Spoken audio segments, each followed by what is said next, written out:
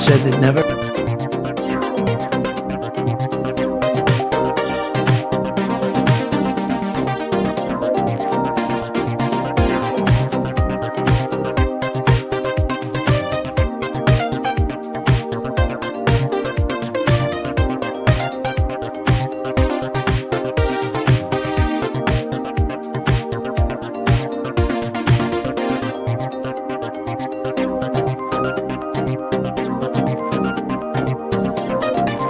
Their knowledge.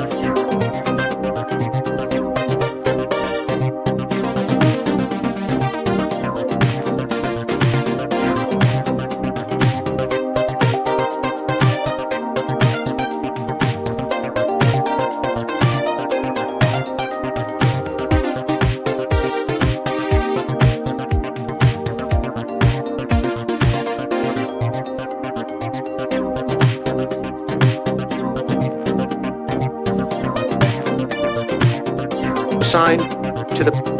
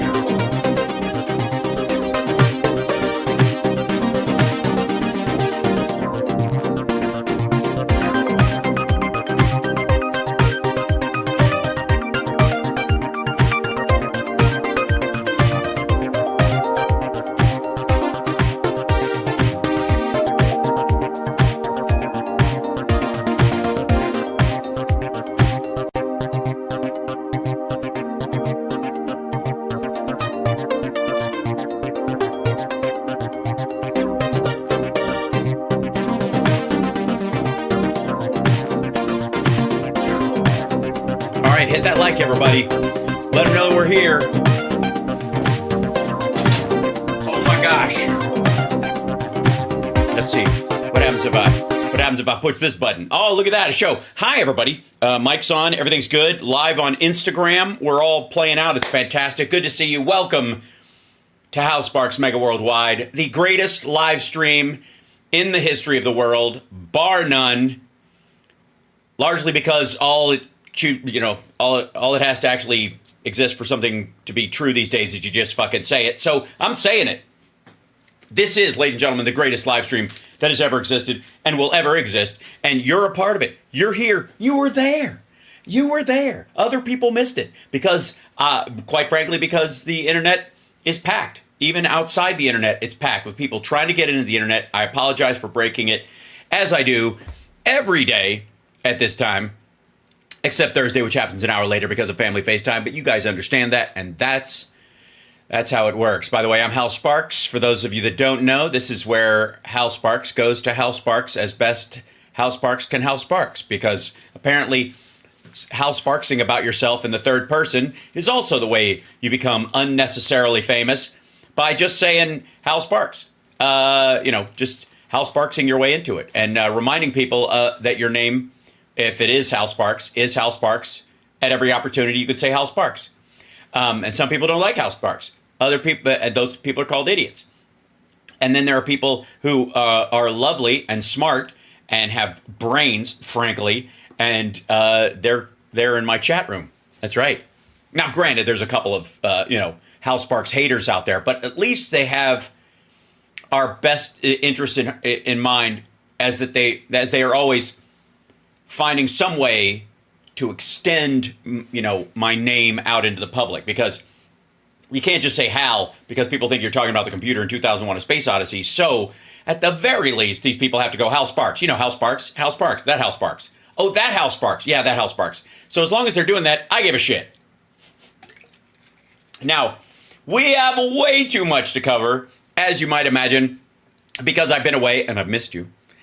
I had radio normally, on Fridays we'll have 2 shows and other stuff, but I mean, for the flights and the things and it's just been a lot. It's been a lot, and this Friday I've got Flappers, and Saturday I have radio as well, so I will be more than likely leaving I got to go to LA.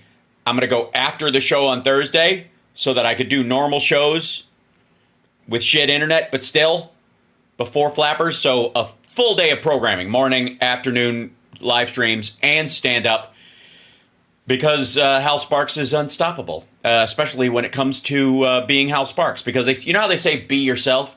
Well, I'm lucky, because myself is Hal Sparks. There, have I said it enough? Have I done it? Does that make you subscribe? Does that make you like? Does that make you share? Does that make you support the show? Or does it make you run away annoyed? It might. I don't mind you. I also find talking about yourself in the third person unspeakably irritating. And I also find, the illusion of a bigger audience than you actually have to be annoying as well. But apparently, the universe does not agree with me. Apparently, I am holding myself to too high a standard, ladies and gentlemen. And so I've decided to cast that off in the name of trying to help as much as I possibly can. By just genuinely using all the tricks available to me. Sales 101, that's right, Softball Paul. Repeat the phrase, Hal Sparks, Megaworldwide. That's what you're watching. And I think that shows taste and breeding on your part. Now, let me show you something. You want to know how much crazy there is out there? I'll just show you. Shit, I'll just show you. Ladies and gentlemen, this is just the Forbes site of clips. It's insane. Half of it's just these, videos about the assassination panel that some of the House Republicans are having. I don't even know if it's fucking official. They're just being weird. Anyways, they have Bongholio there, and I need to see some of what he's saying because it's going to be, in the immortal words of Ferris Bueller, so choice. But before we do that, if I may, and consider yourself forewarned, because I do have a clip of that, and I've got a little bit of... 3 days ago, I was honored to receive the endorsement of... Hold on, we'll get to that in a minute.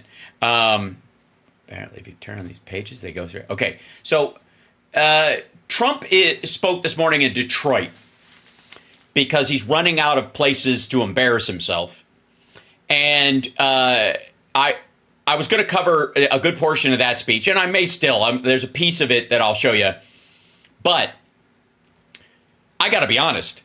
It's, to quote Sebastian Bach, who said backstage to me at Celebrity Duets while he was standing in a hallway wearing nothing but a towel that barely reached mid-thigh, dude, this is so fucking boring. There has never been a greater review of a Trump speech. That's a direct quote, by the way. You're welcome. That Trump, was going to do this speech, and that I'm like, parts of it are online, and it's so just draggy and shitty. It's awful. Okay, so right before I'm about to come on, and our dearly beloved CSL, dearly beloved, has got plenty of stuff that he's been pulling for me so that I can, find stuff to wag a finger at comedically. And but right as I'm looking for it, this interview on the Sean Ryan show comes up in my. You might want to watch this feed. Yeah, I know it's rough. It's you want to see rough though? Check this shit out. So, ladies and gentlemen, this is Sean Ryan. I don't know what he does. Is he a venture capitalist or a UFC fighter or both? There seems to be a lot of overlap with those fuckers these days. Anyways, he's got Trump on. Pay special attention to his pants legs. What the fuck kind of Jiminy Glick knee sock situation is going on there? For one. Secondly, Let me say something to the Trump team. Dude, 4K is not your friend. 8K is the fucking enemy. I gotta tell you, man, no. So, ladies and gentlemen, I give you, and by the way, thank you to the Sean Ryan Show for using chapters on this shit. So this is, the first one is on suckers and losers, and he talks about Afghanistan, and then they go to Russia, Ukraine, and then NATO, and then China, and then the assassination attempt, and then AI is like the smallest chunk. So I gotta check that out. But we're gonna listen to the suckers and losers thing. Now let me set something up for you here, if I may. The phrase that John Kelly heard Donald Trump say at the gravesite was not, "These people are suckers and losers." He didn't say that there. He referred to them at different situations as suckers in one situation and as losers in another. He referred to our soldiers in Afghanistan while he was talking about, whether or not we were going to defeat ISIS and how long. That's where he referred to them as losers, allegedly. Suckers and losers did not happen there. What he said at the cemetery was, what was in it for them? That's what stood out to John Kelly. The quote from there is, he wouldn't stand in the fucking cemetery going, what a bunch of suckers and losers. He said that elsewhere. He said, what was in it for them? That's what he said in front of John Kelly. Now, just to clarify that, okay? He did not say that there. He's mixing the two. So what he's doing is, and he's been doing this all around, is that they go, let me ask you about the suckers and losing. And he goes, I'm in a cemetery and I'm going to say suckers and losing. No, who would say that? He said, this is what he said before. I don't know what he says here. But he goes, who would say such a thing? Well, you didn't. You said something else there that was just equally gross. And well, look, I just want to set that up. He did not. The allegation was that he said, what was in it for them? Like he did not understand giving your life for the country. It's not okay at all, Don. It's not okay what he said. What he's doing, though, is he's taking another statement he said elsewhere and saying, I didn't say it there. Therefore, trying to erase what he did say there by pretending that he's straw manning their argument about it. So I'm just clarifying, because he fucking said what he said and it was gross where he said it, and then he said those other things elsewhere. Okay, now we're clarifying. Oh, here we go. And Hold on. Yeah, a made-up story. It was made up by a magazine. Okay, hold on. This is wounded veterans that have been shot or wounded, suckers and losers. Yeah, right. So he presents the premise that way. A made-up story. It was made up by a magazine, and I think it was The Atlantic, which is a radical left magazine. No, it's not. And as soon as, honestly, he doesn't know the difference between like The Atlantic and Mother Jones. He just everything's radical left. If he disagrees with it, as I heard it, I said that's a terrible thing, and you don't get rid of it. They make these things and they just use it. The opposing side, they know it's false. I had 26 people that said it never happened. Also, that's the other that's the other bullshit cover that he does. No, he doesn't. He has 26 people who say, I never heard him say anything like that. Well, A, they weren't there when John Kelly heard him say the other thing. And B, they agree with him on a lot of this shit. They're also running cover for him. They're all like, oh, you mean the 26 people, which, by the way, whatever. Like Stephen Miller and Jason Miller and campaign people who literally work for you because they want the honor of lying on your behalf. Who would say it? Who would say it? No. I don't know. How about this, you dumb motherfucker? How about who would say it? Who would say it? You know who would say it? You know who would fucking say it? The guy who said, John McCain's not a hero because he was captured. I like people who weren't captured. It's not a stretch, you dumb motherfucker. At all. Who would say John McCain isn't a hero because he got captured, because people think he's a hero because he got captured? I like people who are captured. Who the fuck would say that on tape? Dude, you think you'd say that shit on camera? You don't think We know you would say worse shit when you know cameras aren't rolling. You're nuts, right?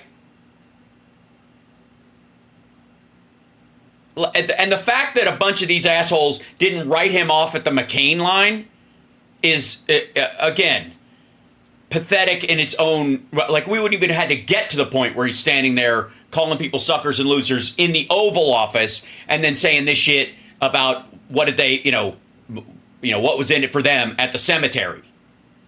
Christ. Nobody would say it. A stupid person or a person that's mentally ill.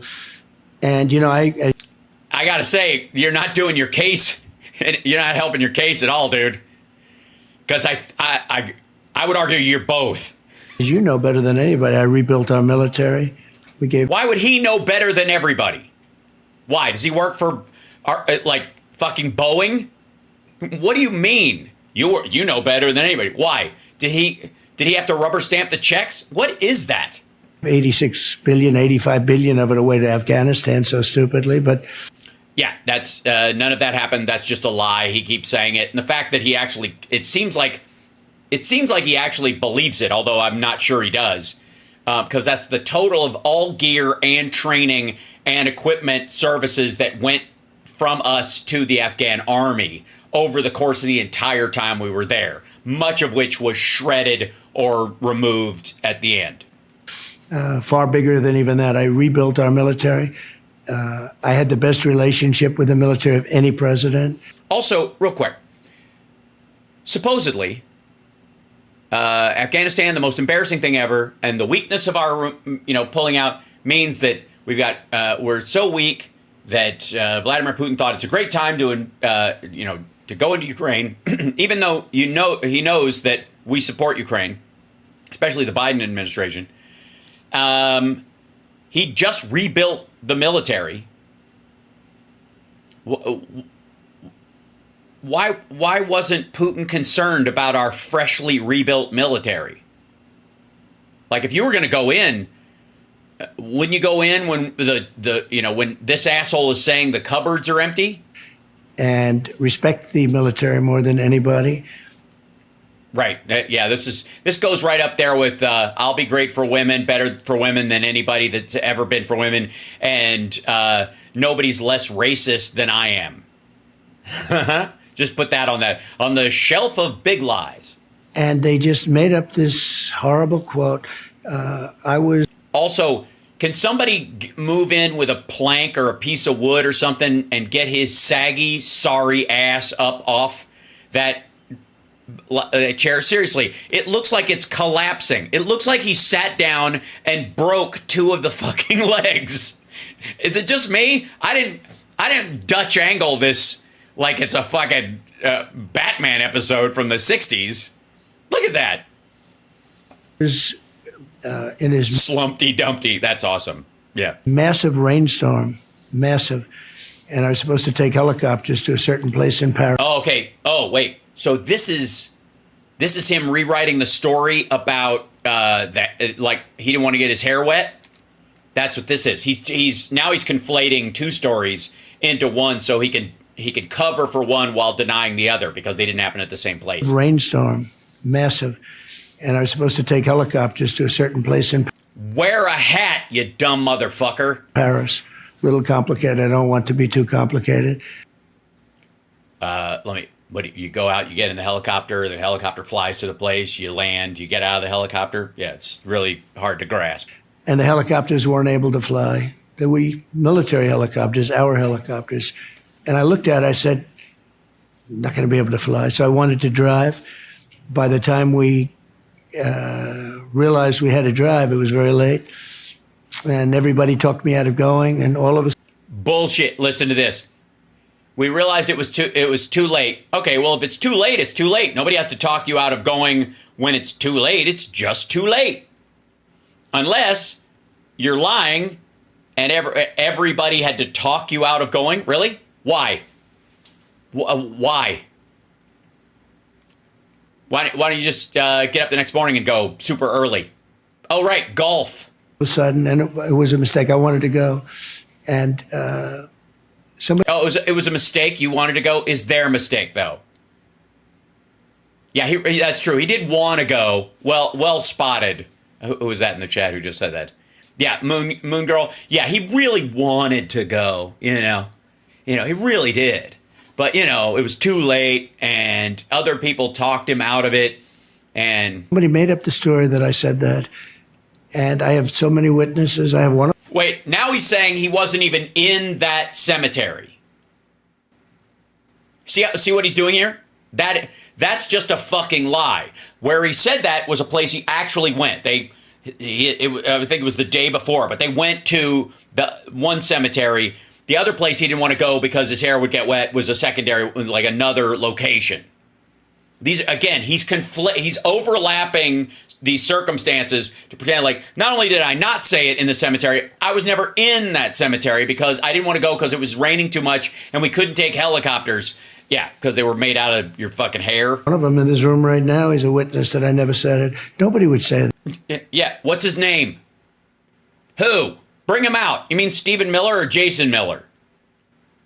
Somebody's there's a witness that can say they never heard me say what they weren't present for me to say, and I wasn't in the place that I said it was said anyway, so I couldn't have said anything I said there, and I didn't go to that place because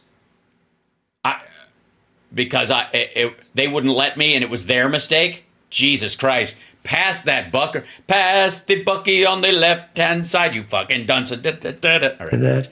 And I went to one the following day in a big cemetery. But they said, I said about soldiers, I think it was World War I soldiers. They're suckers and losers, and they're in graves. Did you see what he did there? The first one was about his hair. He didn't want to go to the other one because it was raining and he didn't want his hair fucked up. So they went the next day to the other thing. Right. Do you notice how he did that? Notice how he's just taking things, basically trying to erase all of it in one fell swoop. Think of it. They gave their life for our country. This was in Paris. It was an American cemetery, and they said that, and this was somebody that actually, he didn't say, they made it up with a magazine. They make things up. They don't even have sources. They make things up. No, John Kelly was there. He came out. He said on the record, the initial story was on background that he had told other people, and then he confirmed it. They didn't make up shit. He literally, while they were in office, he wasn't saying, he should have come forward, but he didn't. God damn, you're lazy. Thin blue like a storyteller. And I wanted you to ask me this question. Uh-huh. Okay, so you asked for him to give you cover? You notice that? I wanted you to ask it. The guy asked right out of the gate. So basically he's only doing podcasts if they'll talk about the things he wants to talk about? Because I think it's a terrible, terrible thing.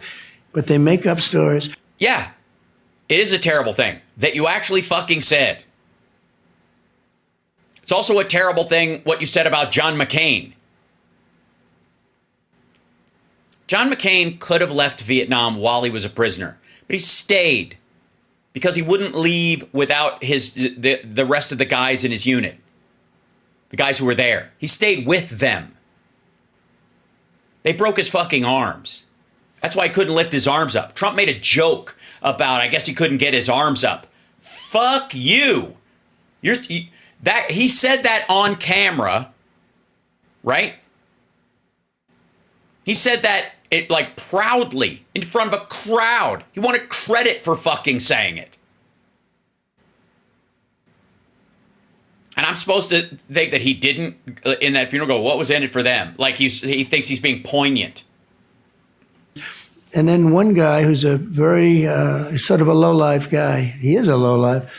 They got one confirmation, and 26. You mean the guy who heard it? People said it never happened.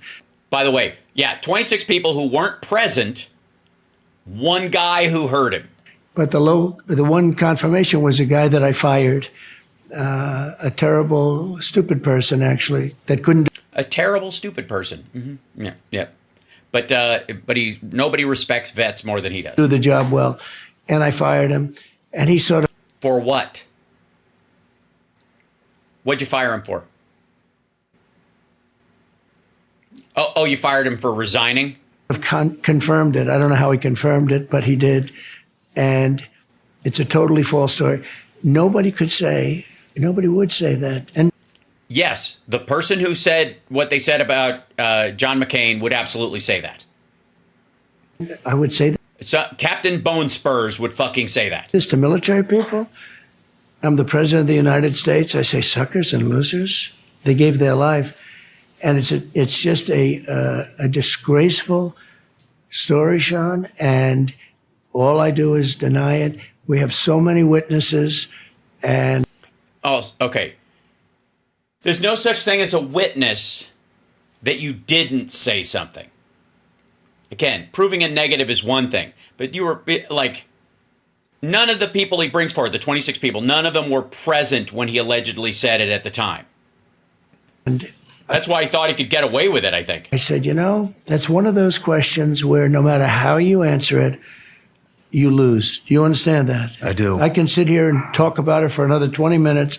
And at the end, people would say, even if People, you could talk about it for another 20 minutes and people would go, oh, you're the fuckhead who mocked John McCain's service and his broken arms. they have a doubt, you've lost. Just a little doubt. They only need a 2% doubt. And I would It's great.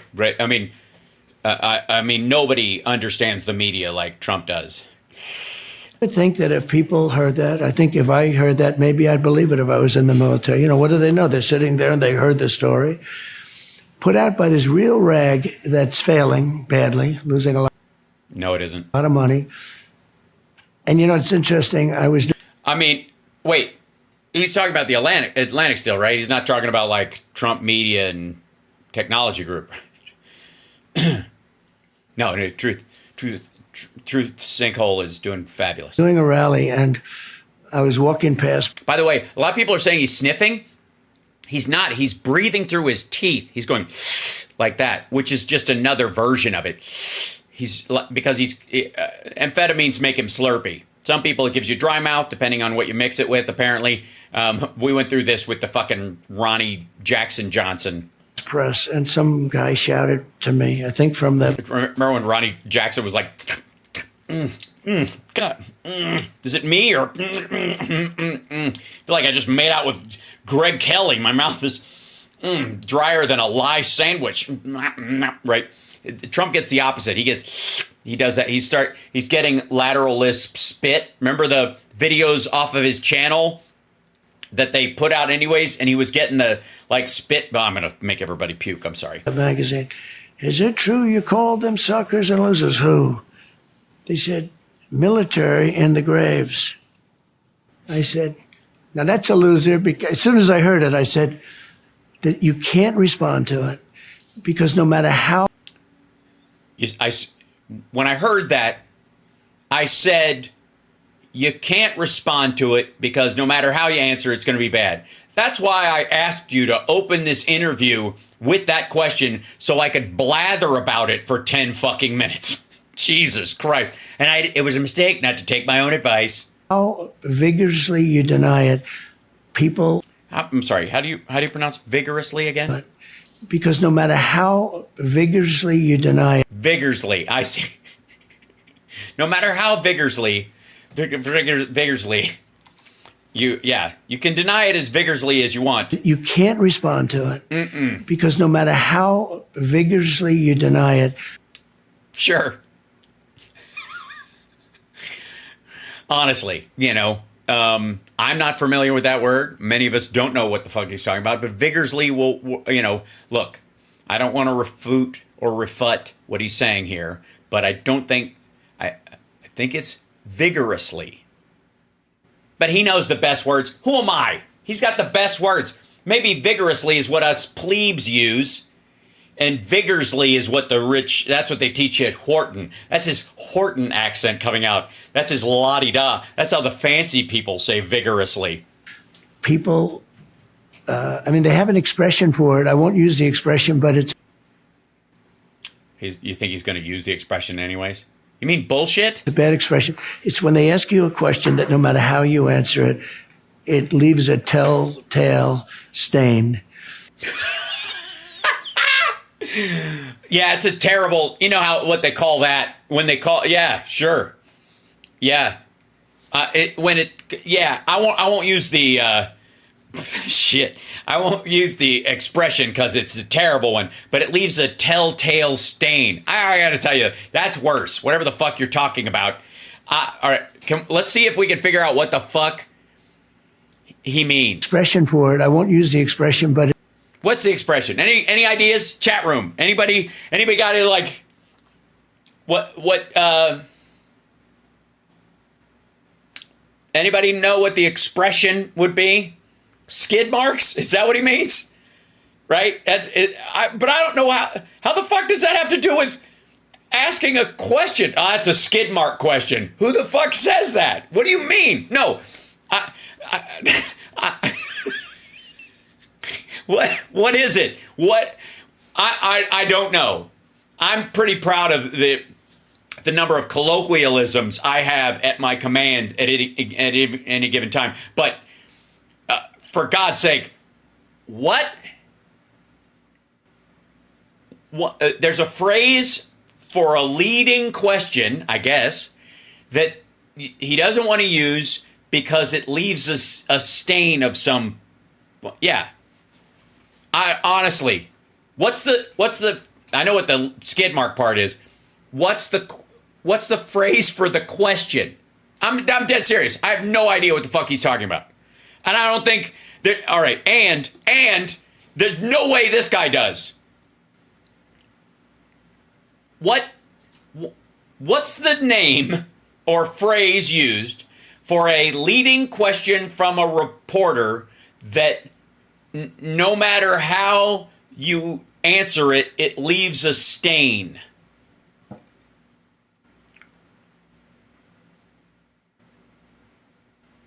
There's a phrase for it. He knows what it is, but he just doesn't want to use it.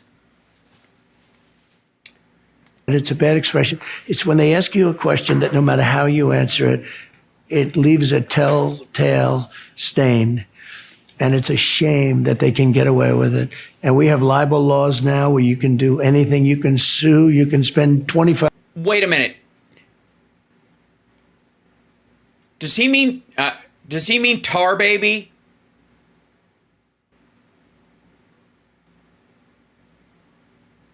Is that what he's talking about? Is that what came to mind? That's the only thing I can think of that this motherfucker, you know, in his age and in his limited experience of, like, I bet you that's it. Because it's the only thing I can think of. Like, it's Stiggy's. That's what it is. Exactly, Professor Funbags. I've never heard of a tar baby question. But that's what he means. That's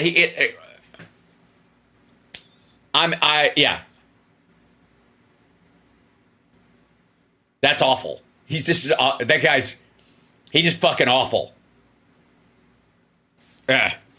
Jesus Christ. It's got to be it. It's got to be it. Yeah. $5 million suing people, and they laugh at you. It's a disgrace. Well, I mean, the laughing at you part I'm for. Shouldn't be allowed, but it is allowed. Since we're on a long-form podcast and we're not... Sorry, what shouldn't be allowed? Reporters shouldn't be able to ask you questions you don't like. So what do? Get rid of the First Amendment, I guess? All right, cool. Hey, you're a solution-oriented guy. Going to take anything out of context, Yeah. or is there anything that you would like the veteran population to know about what you think of them? That I love them, that I respect them, that I rebuilt our military, that I got budgets that nobody's ever gotten. All right, this motherfucker takes credit for the VA Choice Act while he's sitting here. That I increased their pay because of the respect I have. No, he didn't. He increased their pay because he signed the appropriations bill. Now, if you take a look at what's happening with the military, it's horrible. Why? First of all, big sniff. But what's horrible? Biden / this woman is a Her name is Harris. She's a communist, I guess. I mean, and I look at action. I don't look at words. Defund the police. She was the head of defund the police. Now She was not. She was that I know of. Defund the police is a sort of a decentralized idea. all of a sudden she wants to, deny it. You mean fund the police? She was for A prosecutor you were actually trying to run to the left of her and Biden. That was part of your plan in 2020? on the border. She was the border czar, No, she wasn't. and millions of people poured into our country, and they're And then we're sent right back out again, and then poured back in, and then we're sent back out again, and then poured right in, and then sent back out again. So, and you count every person that crossed the border 5 times as 6 people. from prisons and they're from jails. They're from mental. By the way, this is just in case you're wondering. This is still under the suckers and losers chapter heading in this interview, and he is also. This is part of what he wants the military veterans to know about him and how he feels about veterans. He's answering that question. He had 4 sentences: that I love them, that I respect them, and this bitch. Like that's where he went. Institutions and insane asylums are all different. It's like that's the mental institution on steroids, as you know. Why would he know? Also, no, it isn't. Also, is that a steroids reference to him? Also, what the fuck are you talking about? Also, what does this have to do with what you would tell fucking veterans about how you feel about them?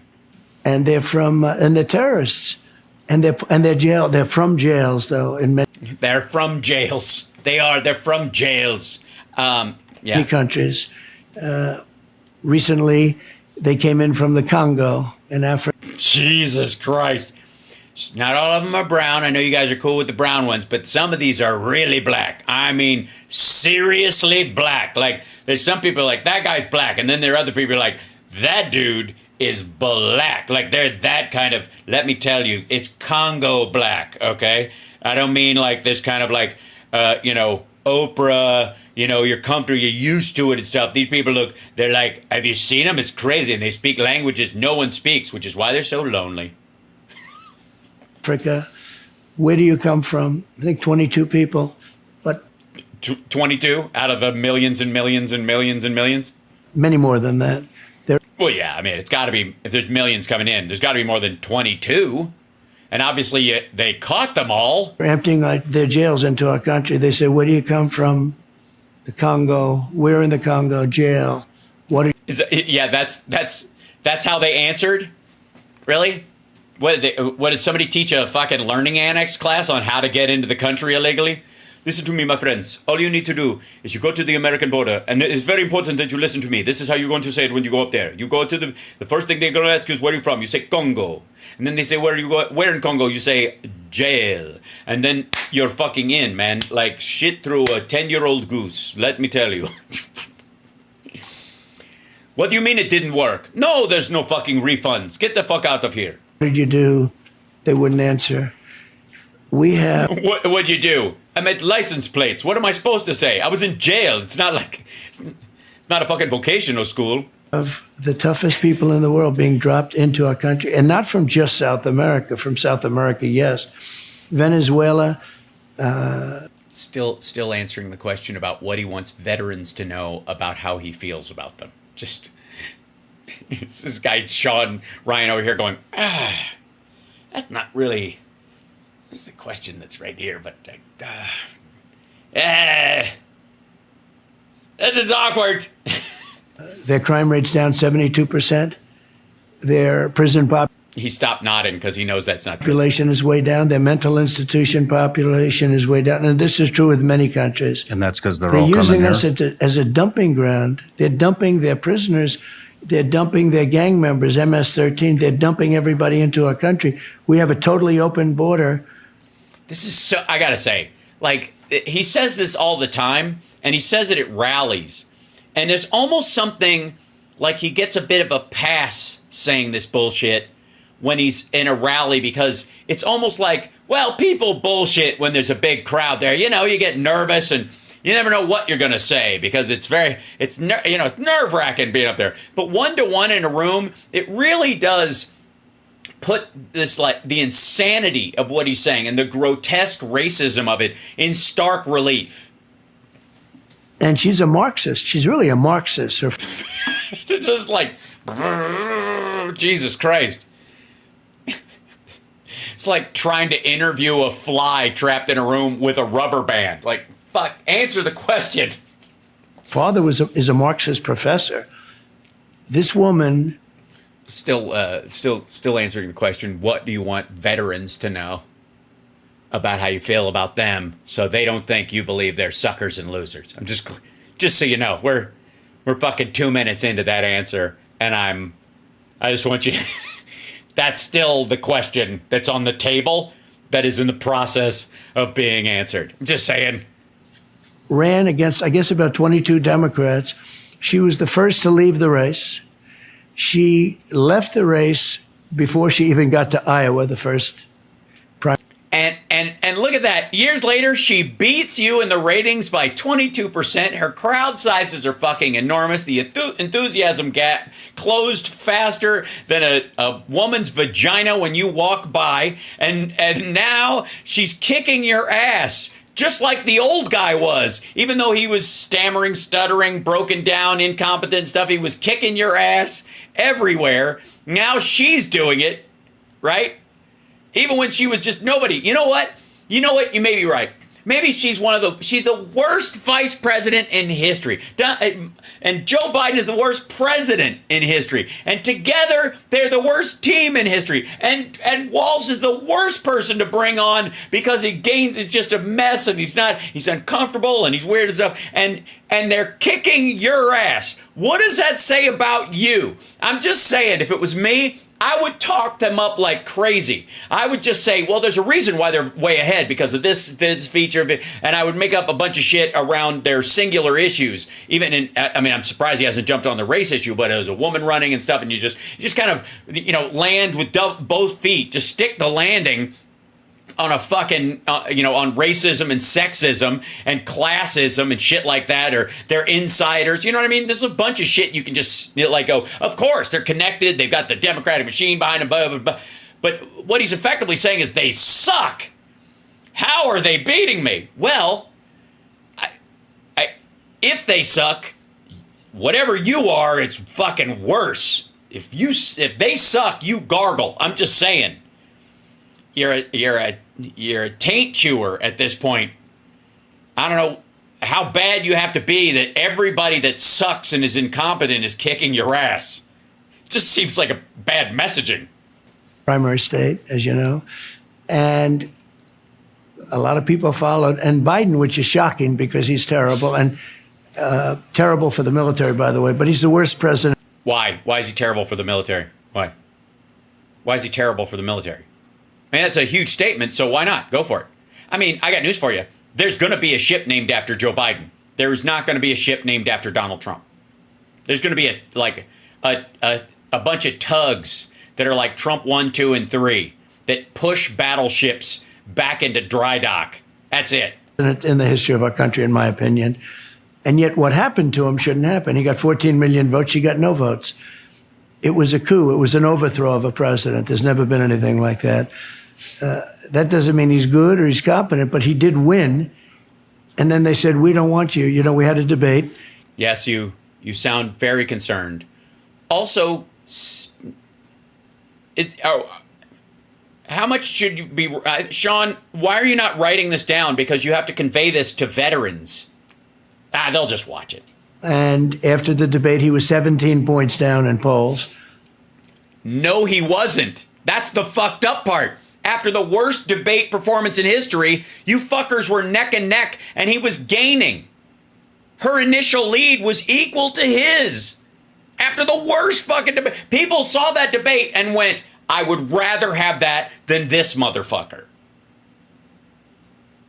And they went to him, they said, you're not going to win. You can't win. And we want to get somebody else. And he didn't want to go, and he fought it. And then they said, I think they were going to pull out the 25th Amendment, which is mental acuity.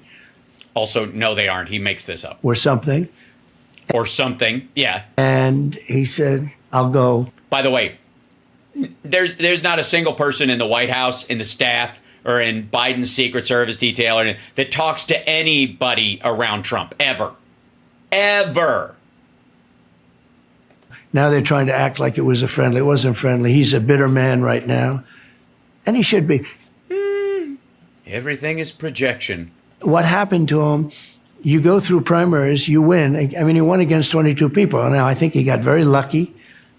Things happened. I understand exactly what happened, but he got lucky, but it doesn't matter. He won getting 14. Think of it. He got 14 million votes. She got none. Wrong primary, dummy. You do realize that, right? We're talking about two separate, four years apart, weirdo. He never made it to the first contest, which is Iowa. You already said that part. I'm sorry, I interrupted you while you were telling vets why you love them. And now she's running. Okay, now I'm not complaining because... Kind of sounds like you are. It sounds like you're complaining that you don't get to go up against Biden when you were going to lose against him too. She should be easy to beat. She should be. Why? Oh, because she's a chick. Right, that's why. Yeah. She should be easy to beat, but she isn't. Again, you know what? I look, there's no arguing. There's a genuine amount of sexism in this country that cost Hillary Clinton the election last time around. Even on our side of the aisle, you progressive motherfuckers. But if you're saying she should be easy to beat because, and you're right, there's a huge group of people out there who don't think women should lead a party, much less a government, even though, right-wingers pretend to appreciate Margaret Thatcher. They only liked her because they believe she was taking orders from Ronald Reagan. If she should be easy to beat and you lose, that just means you're worse than anybody thought you were, including you. This country is not ready for a Marxist or a communist. This country is not ready for somebody that wants to defund the police. Right. So she's none of those things. That said, there will never be fracking in our country. If we don't frack, if we don't drill for oil and gas, we won't have a country because that's where the power comes from. Yeah, no, I mean, there's a myriad of places it comes from. Fracking is transitional away from coal is the idea. Yeah. She knows that. We can talk about all sorts of things, but... Yeah, you could talk about all sorts of things, but it's not like I understand them. That's the power. That powers up our plants. I'd like to get back to my question or move on to another one where you'll basically say the same shit, I guess. I'd like to talk about the power grid, but I'd like to start with one of the major concerns in the veteran community is the way that the Afghanistan withdrawal happened. Terrible. We had 13 service members killed, one missed by an ISIS suicide bomber. ISIS. Also, real quick, I'm sure he will bring up, I'm sure Trump will bring up, who takes out the military first? A 6-year-old child knows better than to take the military first. I would say, okay, how about this? Who the fuck lets 5,000 Taliban fighters out of jail before the withdrawal date? Who the fuck makes an agreement with the Taliban to release 5,000 Taliban fighters before we get out? Who does that? This dumb motherfucker. missing an arm and his leg, $7.1 billion in equipment left behind. Nope. Allies in Afghanistan. Also, no, you don't get to count the shit we left for the Afghans to use, whether they used it or not. And by the way, in our government, $7 billion worth of stuff, that's like 3 airplanes and 16 trucks. And have been abandoned, people that we fought alongside with for 20 years. We left the intelligence at our bases that depict where they live, biometrics, everything, Taliban. Wait a minute. First of all, no, we didn't. We didn't leave it in the bases. What does he think the vets did when they were leaving? They were throwing fucking incendiary grenades and shit when they were leaving. Also, this motherfucker was supposed to get those people out, and he didn't. And hunting them down, killing them, raping right. their wives, raping their kids. We evacuated 100. Yeah. Hey, how many of the people doing that were amongst the group released by Donald Trump? All of them. Excuse me. And 20,000 plus Afghans that are unvetted. We have no idea where they're at in our country. And now we're sending them $40 to $87 million a week. It's so bad that I did an interview with Ahmad Massoud. He's the leader of the Afghan resistance. Right. We wanted to get in front of Congress to warn us about the oncoming threat that we're facing because we're funding the Taliban. Yep. We had made a petition. It now has almost 300,000 signatures. We got it to Representative McCall. He's done nothing, not one thing. Why do you think Congress doesn't want to see Massoud? Because they already did shit. They already cut off a lot of that funding. And by the way, when you say we're funding the fucking Taliban, what you mean is we keep giving like humanitarian aid because we don't want the Afghan people, the women especially, to die with these motherfuckers in charge because they don't know how to run anything, because everybody who knew how to run anything in that fucking government split the second they could, which is why the Taliban let an ISIS-K suicide bomber get into the area where these people were bugging out. This is bullshit. Well, I'm surprised when you say Macaulay's a good man. But I was so against that whole thing. You know, just so you know. You were so against that whole thing. What would that whole thing be? Jesus Christ. I wanted to get out, but I wanted to get out with dignity and strength. And stay in and keep Bagram. And you can't get in and get out and stay in at the same time. That's how you end up having Elliot Broidy pay for 3 of your abortions. Spoke to the head of the Taliban on numerous occasions, because they were killing our soldiers. They were snipers, and they were killing our soldiers during Obama and a little bit during me at the beginning. And I heard about it, and I said, get the head of the Taliban. And the press went crazy when they heard I was speaking to him on a telephone. And I told him in a pretty tough way, but nice enough. What the fuck are you talking about? You said if you don't kill any of our soldiers, we'll be out by this date. By March 31st of next year. May 31st of next year, which may or may not come to pass. If you stop, and this during an election year, if you stop killing people during the election year, we will be out on this date. That's what he said. And he did none of the prep to get people out, didn't clear or vet any of the Afghans that helped us. The people he's talking about that were assassinated and slaughtered and raped and murdered, those folks should have had people in the administration under Trump vetting them and getting them the visas they need and getting them clearance. They didn't do shit. We had to like err on the side of more people coming in so we wouldn't leave so many of them behind. Biden actually negotiated an extra 3 months just so they could actually vet a good chunk of them. Because Trump did none of the fucking work. None of it. Because, by the way, he was never intending to leave. That's what the whole Bagram thing is. Don't do it. This is such bullshit. Abdul, his name is. Abdul, he's still there. He's still the head. Abdul what?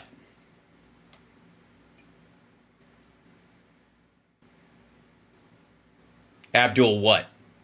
Just Abdul? You guys are just on. Did he call you Donald? Your Excellency, Mr. Donald? And I said, don't do it. And don't do what? And he understood that. And in 18 months, not one person was killed. You know that during my time. Yes. Nobody would have been killed. Then we had a rigged election. And fuck you. They took over. And it started. No, it didn't. It didn't start at all. We didn't have anybody killed up until we got out of there. And it was largely because There was a huge brain drain that was happening. People didn't want to live under the Taliban, so they were flying out of the airport. There was a military side and a civilian side. We were extracting our people from the embassy on the military side of it, and on the civilian side, this is where the Afghans were getting on planes and getting the fuck out of there. Anybody who knew how to run the fucking sewer systems or the internet or any of the government agencies, they were grabbing their families and getting the fuck out of there as fast as they could. And the Taliban knew it. The Taliban knew they couldn't run the country if everybody who knew where everything was bugged the fuck out. So they let a suicide bomber in to blow themselves up, kill a bunch of them, and scare everybody away from the airport long enough for the Americans to get out and nobody else to be able to leave. Good fucking Lord. Sorry, you're right. That should... Hello, bullshit. Started in a lot of places. Russia started to form along the border. Would have never happened if I was What? Oh, of Ukraine, I guess? president. But They were... No, what do you mean Russia started to form along the border? Russia was already in Ukraine. They were salami slicing the entire time he was in office. and by the way, October 7th would have never happened in Israel because Iran was broke. They had no money. Again, how much does he think fucking the October 7th cost? I don't know if you've seen this, but this was not a high-tech endeavor. It was an act of brute force. I guess like 18 gallons of gas and a bunch of old fucking Soviet rifles. Money to do anything. Now they have $300 billion. They made it all in the last 3.5 years. Yeah, and an October 7th cost what? $33,000, including tip? I said, anybody that buys from, I just wanted to have a deal with Iran. Very simple deal. Can't have a nuclear weapon. That's it. I want them to be happy. I want them to have great lives. I want them to have a great country. Can't have a nuclear weapon. Very simple. And I would have had that deal It is very simple. done within a week after the election. But A week after the election, the President of the United States is president for another 2 months. They are still president. You can pardon people, criminals even, you know, personally, right up to the end of it. You can do things on your last day in office as long as it happens before the other guy swears in. Like, for example, on Trump's last day in office, he put a moratorium on expelling anybody from Venezuela who was in the country illegally for 18 months. You couldn't even start proceedings. And with the backlog that was caused by COVID, that's 3 fucking years. So the next time somebody says a Venezuelan did something terrible in the country and says, oh, these terrible immigrants, I'd like to remind you that that person wasn't processed because of an order that this asshole put in place his last day in office. So if there's a deal to be made with the Iranians, when you know the previous administration and the Biden administration would be very interested in a situation where Iran has absolutely no chance of making a nuclear weapon, if you could have made that fucking deal a week after the election, you legally had the right to do so. As a matter of fact, might have made your case for why you're still president. That certainly would have gone in your column, like, I'm still the president of the people, even after this is being stolen from me, and blah, blah, right? You still could do it, right? Yeah? You're like, look, I'm still working for the people. I secured a deal with the Iranians a week after I lost an election because that's how much I love America, right? Why wouldn't you do that? I'll tell you why. Because he fucking hates this country. Trump hates America.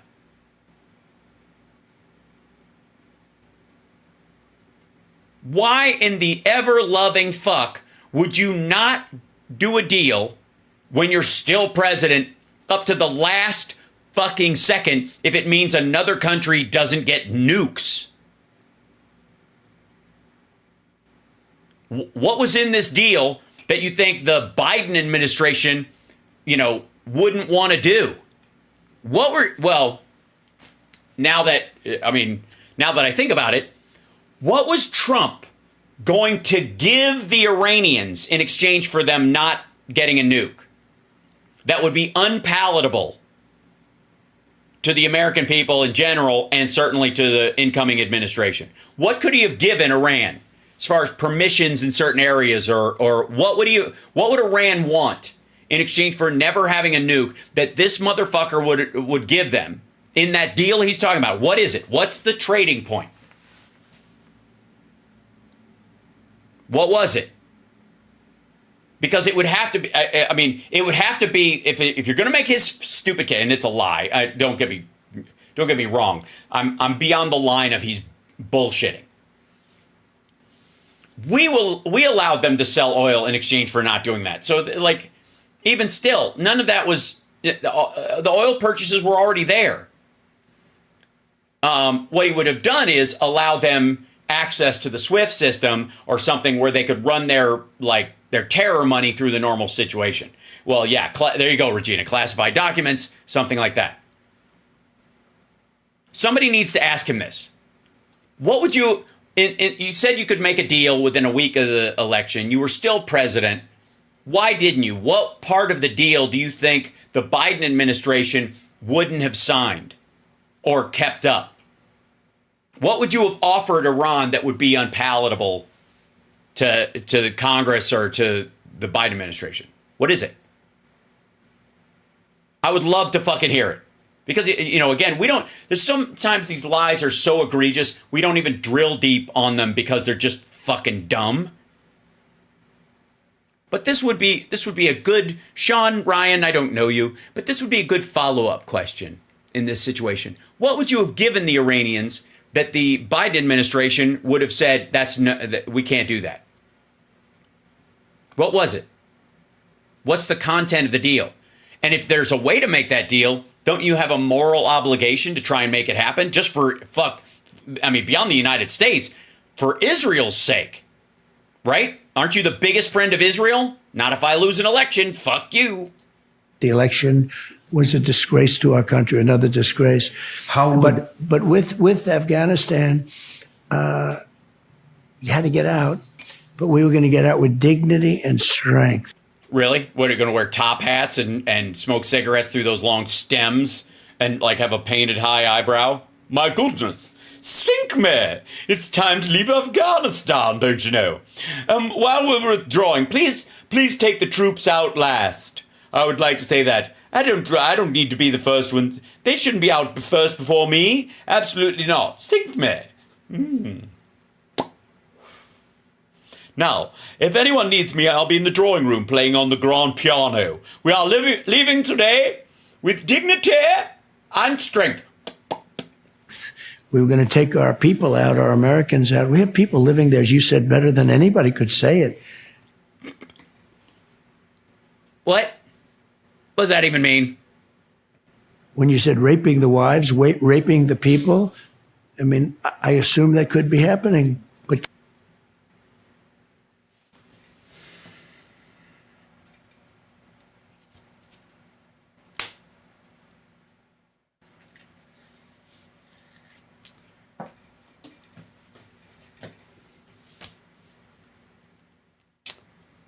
the best words. Can you imagine we didn't take them out? Can you imagine that the person who negotiated the exit didn't do any vetting to enable those people to get out? Wow is right, everybody. The military ran out first. It's almost... Oh, fuck you. The military... Listen to this. He's talking to a vet. All right, let's go back to the beginning of this shit. Suckers and losers. Right? That's the whole point. Suckers and losers. You got to call it. Listen to how he describes the military leaving. But can you imagine we didn't take them out? The military ran out first. It's almost like they ran. We didn't remember this. Jesus Christ. It's almost like they ran. Our military just ran. Fuck this guy. Jesus Christ. This is still the answer. How can anybody, he moved on to Afghanistan. I will give him credit for that. But this follows the whole, you can't even answer the thing about the suckers and losers because it's a I can't say it kind of a question.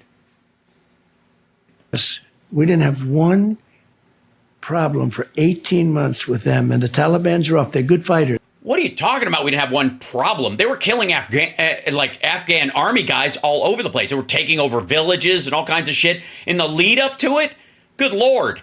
Half of the reason you didn't have some of the killing was because everybody had fucking COVID. Our people weren't going outside. They're ancient fighters in a way, their equipment and everything else, but they're good.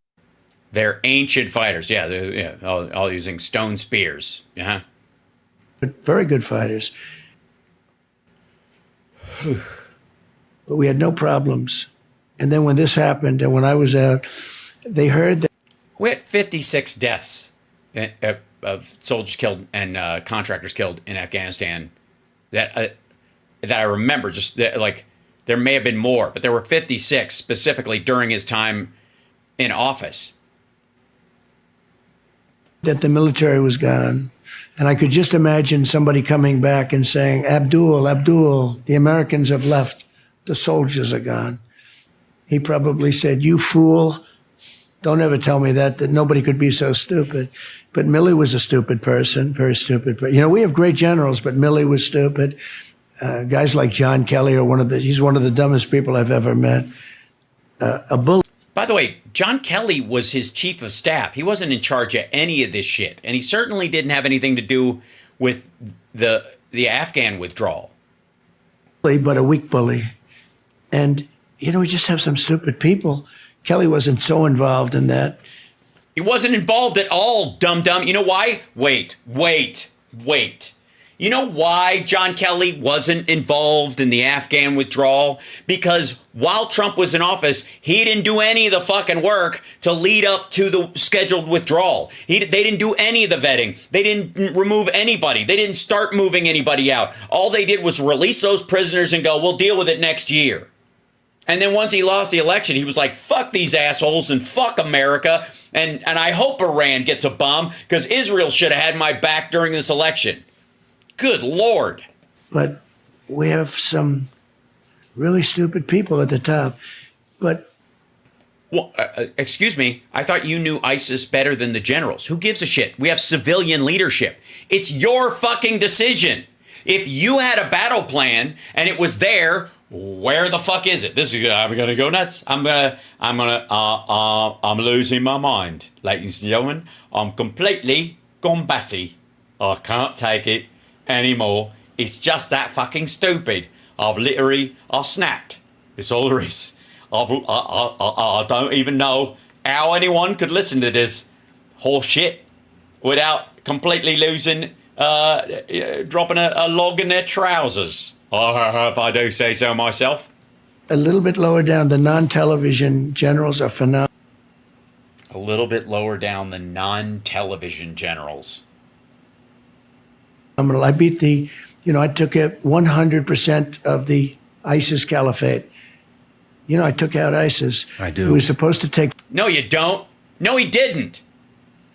Not only did ISIS kill those 13, troops that we lost and injure the rest and kill a bunch of Afghans, they've also got Bagram encircled. If this asshole's plan to go, we shouldn't have used the airport in Afghanistan. We should have taken all of our embassy staff, put them in trucks, and drove them on a 2-lane road in the middle of the fucking desert all the way to Bagram, which is unguarded and way out in the open in ISIS-K-controlled territory. They'd all died. All of them. All of them would have died. Everyone who was going to evacuate from Afghanistan, especially the civilian embassy staff and support staff, all of them would be dead.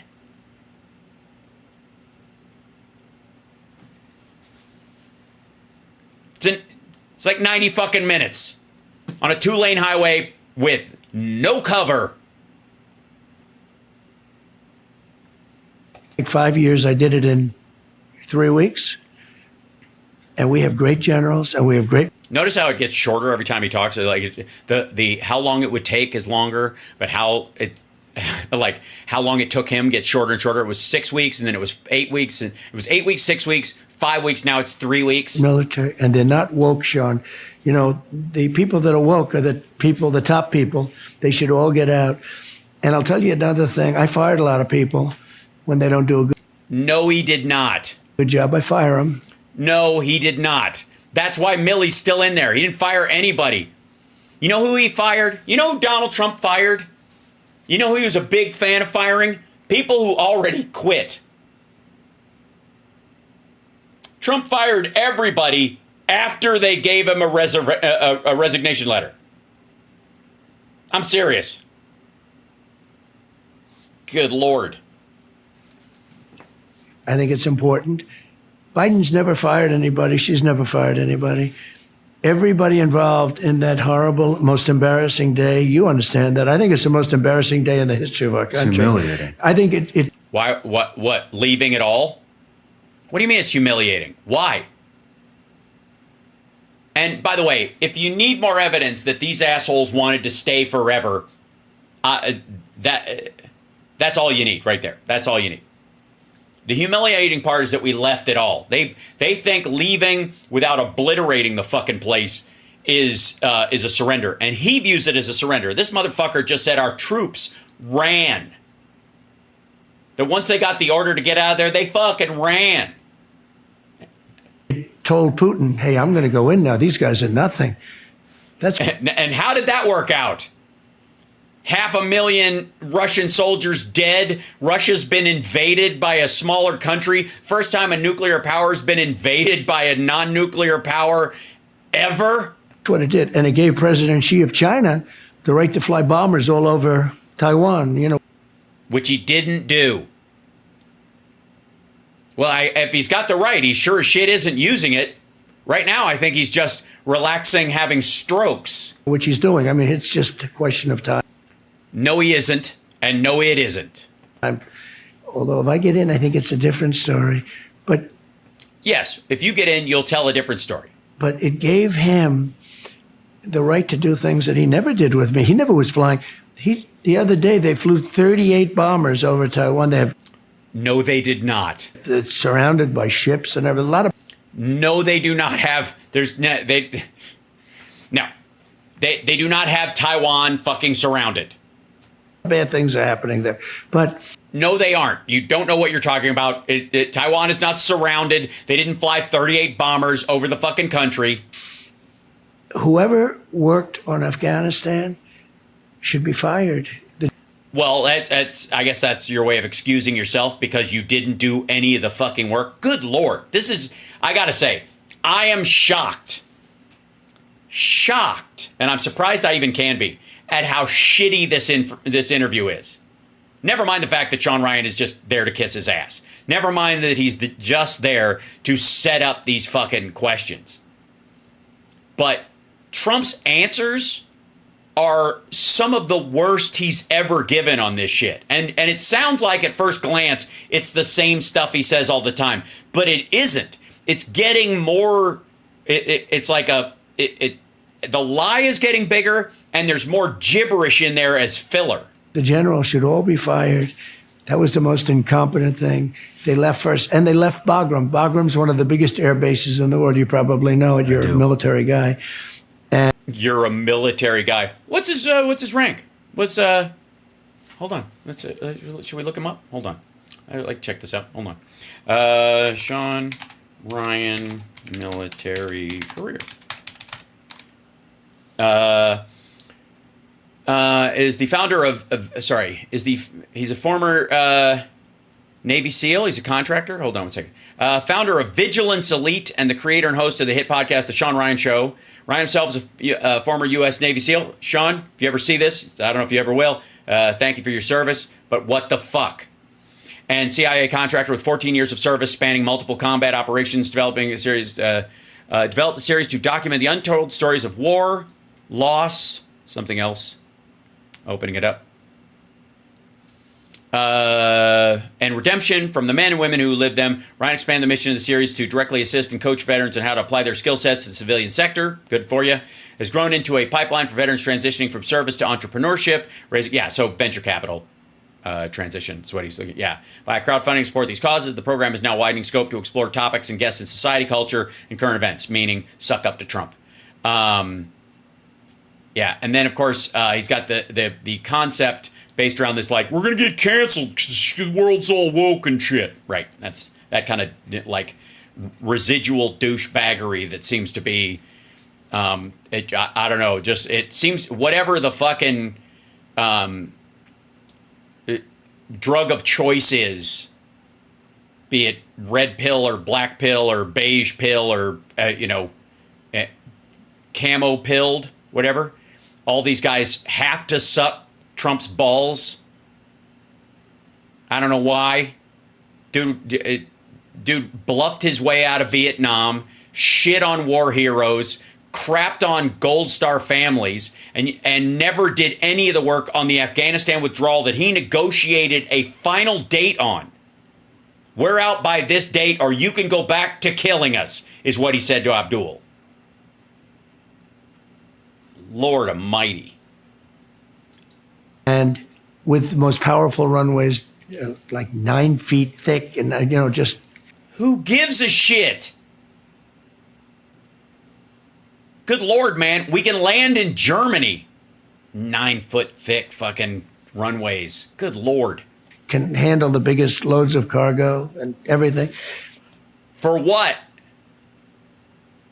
Which are good if you're conducting a war in a country, but we ain't. But more importantly, it's 1 hour from. Yeah, also 9 feet thick is not a big deal. Hold on.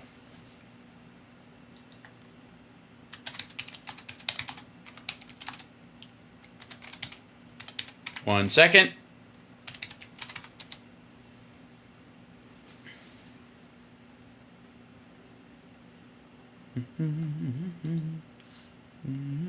Just looking something up real quick. Get out of here.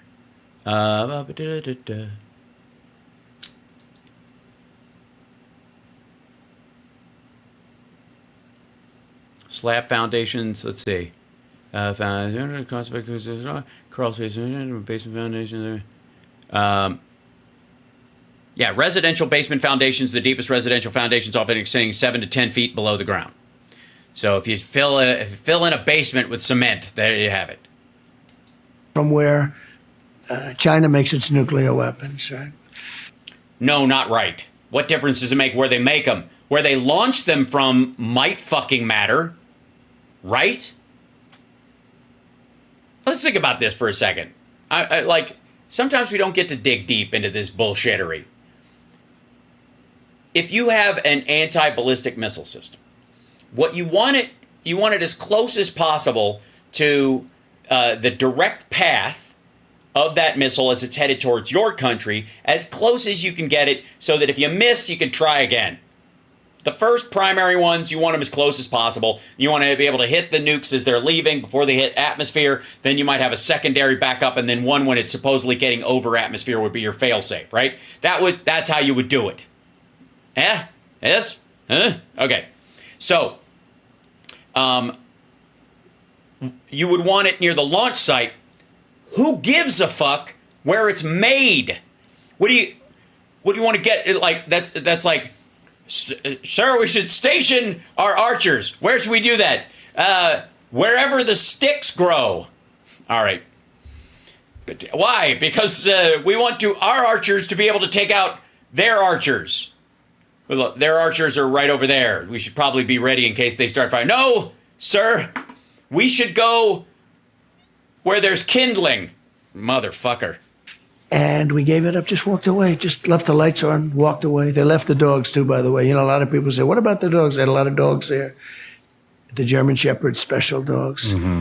They left them all. You could tell. Bullshit. They left the ones that were for the Afghan military. They had them too. We have ours. We took ours. They left theirs. Taliban doesn't like dogs, by the way. Yeah. But they left the dogs. You know who does, though? RFK Jr. Anyways. They left the lights on, and they just fled. There was no reason. They fled. The suckers and losers just turned tail and ran. They fled. To leave, but they did. We did want to get out, but I wanted to keep Bagram, and I would. That's not getting out, by the way. Having a military base isolated in the middle of the desert that is controlled not even by the Taliban, who you made a deal with, but by ISIS, is fucking stupid. Why don't you just take a bunch of our soldiers, paint targets on their back, and have them march across Pakistan, for fuck's sake? I was set to get out. It was enough already. I was going to take all the equipment. First of all, Yeah, he's totally going to take all of it. I was going to get the Americans out. Then I would have gotten some of the people that helped us, but you don't want to go crazy with that. Why don't you get all the people that helped us that want to go? Why only some of the people that helped us? Oh, you mean the families and fuck the men, I guess, right? Leave the men behind. You plan to do anything? Yes, thank you. Thank you. Yes. Oh, I forgot to even say it. Yes. By the way, you're watching Hal Sparks Mega Worldwide. Like, subscribe, give a thumbs up, support the show. I get on a tear because that's what happens. Also, the Venmo's over there if you want to support the show. It's a great way to do it. Or super chats and the like JD Christie gave us a $2 super chat. Thank you so much for that. Appreciate it. But either way, like and share the show. We got a very large crowd in here, and that's because why? This is the greatest live stream in the history of ever. Okay, now, this asshole just rambles about this on and fucking on. So thank you for helping me get back on track in this regard, because I will dig down into this dumbass all the time. But the big thing I wanted to, by the way, I wanted to talk about, hi, I'm back on track. The big thing I wanted to talk about was that Democrats, I got to admit, we have a masculinity problem. All of our men that support the Democrats, like myself, have very high, squeaky voices and no muscle tone and long hair. Well, that one, they got me on that one, I guess. They got me on that one. Yeah. Anyways, we don't know anything about masculinity, okay? Okay? We don't know anything about it. You know who fucking knows what masculinity is? The right. You know how I know? I mean, look at this dude. You want to talk about butch as fuck? Ladies and gentlemen, I give you the mess. The mess Desouza. And his lovely wife, Debbie, who wears the pantsuit in the family because he lets her, okay? Not because she made it, she wear whatever, but still. But I would like you to, I don't know that I can improve on the title of this video, ladies and gentlemen. I don't think I can do it. I'm going to show it to you right now. I'm going to read it to you. But I don't think I can make, I can make almost anything funnier. I recognize that. But in this case, it would take some work, and you know what? It's not even worth it. It's some stuff is ripe right off the tree. Ladies and gentlemen, I give you the Mess Desouza's video, The Democrats Don't Understand the True Essence of Masculinity. Now, I would like to say real quick that yes, it is a bit unmasculine to use the word essence in a sentence about masculinity. I get it. You're right. And hey, look at me. I got long hair. I don't have strict rules about what masculinity means. To me, if I could walk around dressed like Braveheart all the time with just a sash and my bare chest and a kilt on all the time, free balling it, I totally would. Blue paint on my face, right? But what do I know? Okay, I don't even own an Izod shirt from middle school 1982. Certainly not an off, not shocking, kind of Best Buy manager blue. I don't even have one of those. So what the hell do I know about masculinity? Well, we got 3 minutes of the Mess Desouza telling us, and he's obviously got I guess he's got some sort of AV materials that he could share with us that really shows us what the essence of. And I think what he means is we're okay with a chick who's a leader. Quoting Dana Bash, he might not be the testosterone-laden, gun-toting type who wants to listen to Hulk Hogan. It's okay to be a man comfortable in his own skin who supports a woman. Obviously not. Now, Yeah, hold on. You don't think he's just going to let that slide, do you? Ladies? in my view, this distinction between the kind of Hulk Hogan archetype of masculinity and the I gotta say, I wouldn't call the Hulk Hogan an archetype of masculinity. I would call him a cartoonish example of hypermasculinity, which is probably how his manager sold him back in the day. kind of soft masculinity that supposedly Doug Emhoff and Tim Waltz represent. Supposedly, football coach, and I guess supportive dad and husband. That weak Weasley tiny. I'm sorry, I interrupted. Tell us again, boss. What's the essence of masculinity?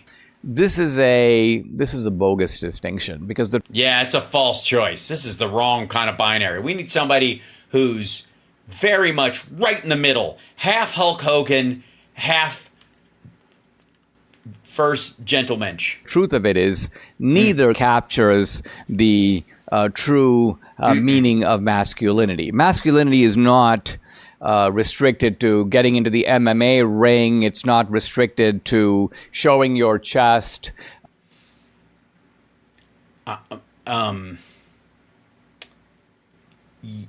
Yeah, but I do think, at least in terms of the way you guys talk about it, it at least has to involve the possibility. Doesn't mean you have to do it, but yeah, you're right. It's not restricted to that. Not so much. Or speaking in a raspy voice. Also, is this a video he posted online or a video message he sent to Debbie as an apology? Sorry. But neither is it represented by the opposite of those qualities, not at all. Masculinity is actually something, and manhood, that is in some ways different than womanhood. And Is it, though?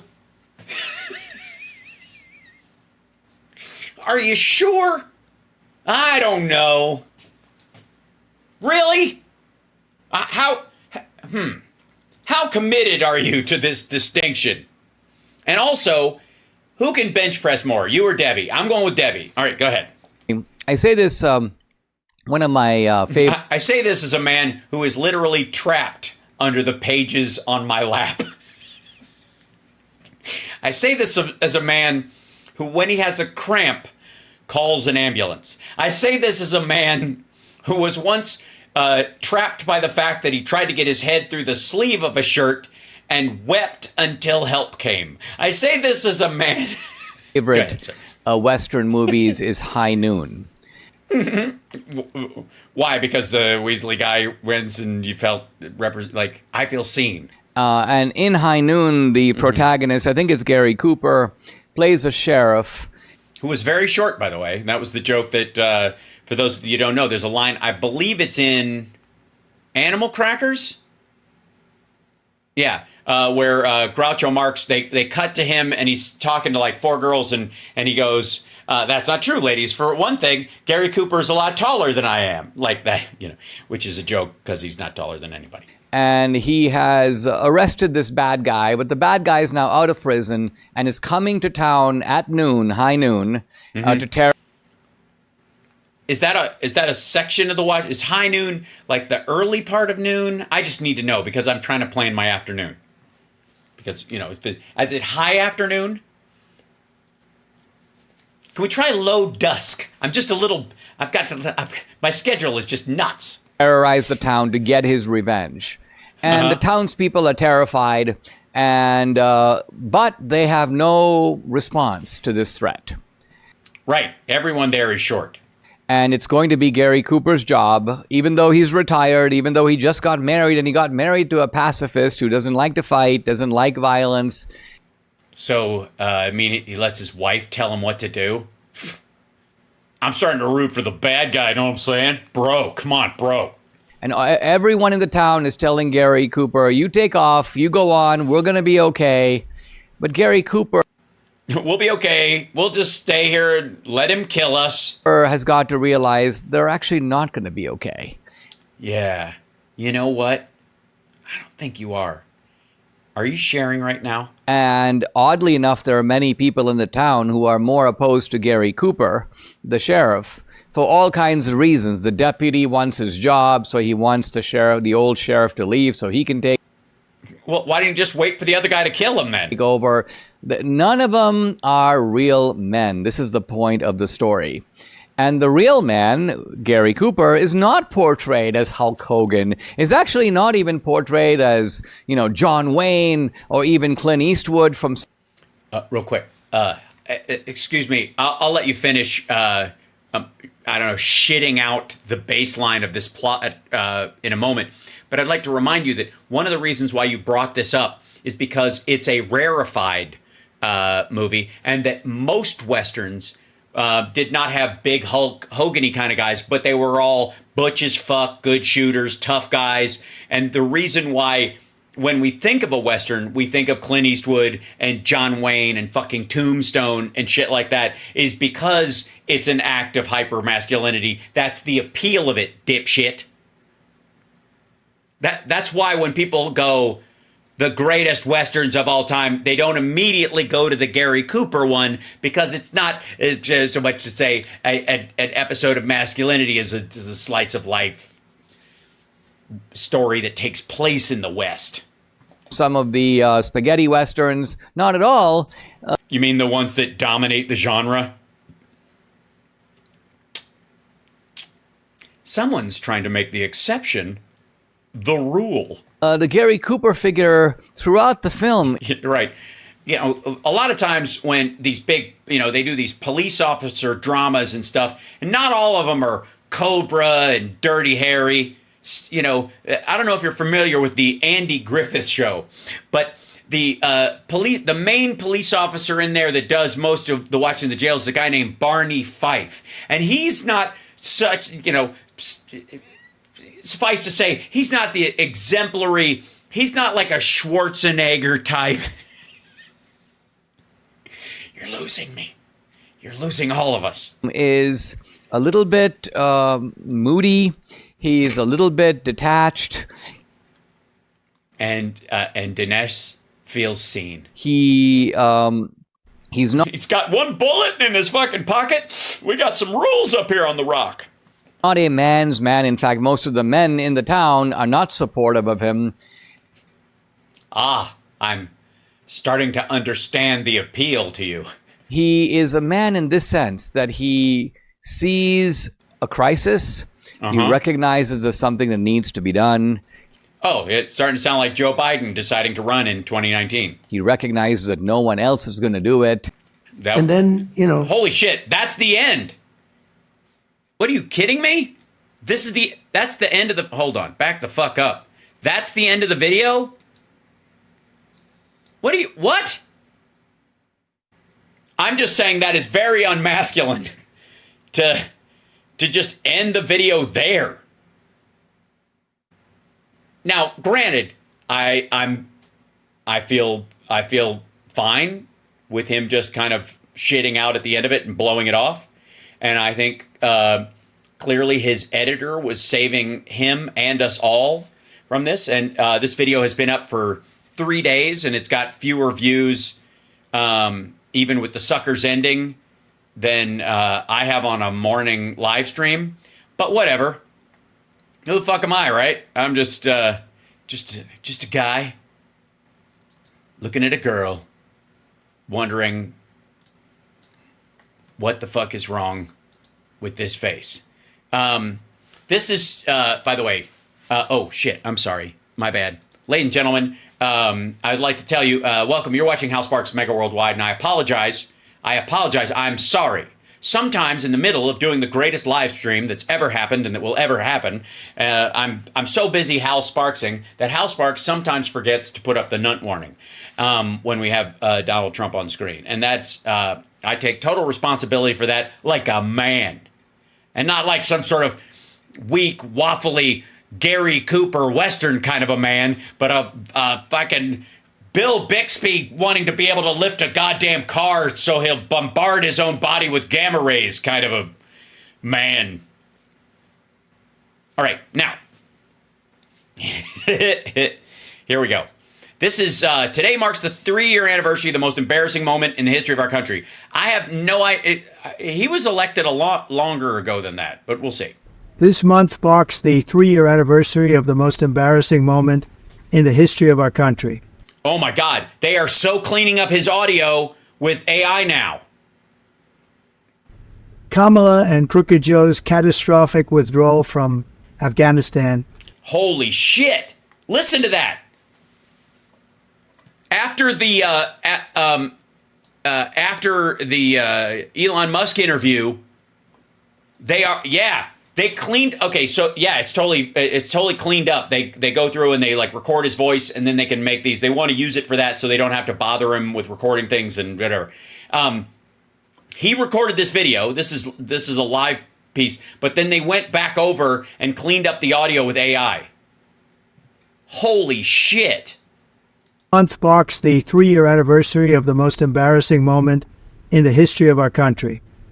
Kamala and Crooked Joe's catastrophic withdrawal from Afghanistan has just been horrible for all of us. 3 years ago, Kamala and Biden's incompetence left 13 dead warriors, hundreds of warriors. Even AI didn't know what the fuck he was saying there. Civilians killed and grievously wounded, and $85 billion worth of the finest military. It thought he said Haiti-5. And Haiti-5, like... killed and grievously wounded, and $85 billion worth of the finest military. And Haiti-5... equipment on the planet abandoned to the Taliban, right into the hands of the Taliban. It also right into the hands of the Taliban. Left 45 incredible soldiers so badly wounded, the legs, the arms, the face, obliteration. Obliteration. You know, I think it's good that they take sort of the emotion out of it, so it sounds even fucking weirder than when he normally says it, lacking emotion. Vice President Kamala bragged that she was the last person in the room. She was the tough one. She was the last person in the room during that disastrous withdrawal from Afghanistan decision. She repeatedly praised the decisions, and she said it led to a catastrophe, but it was worth it.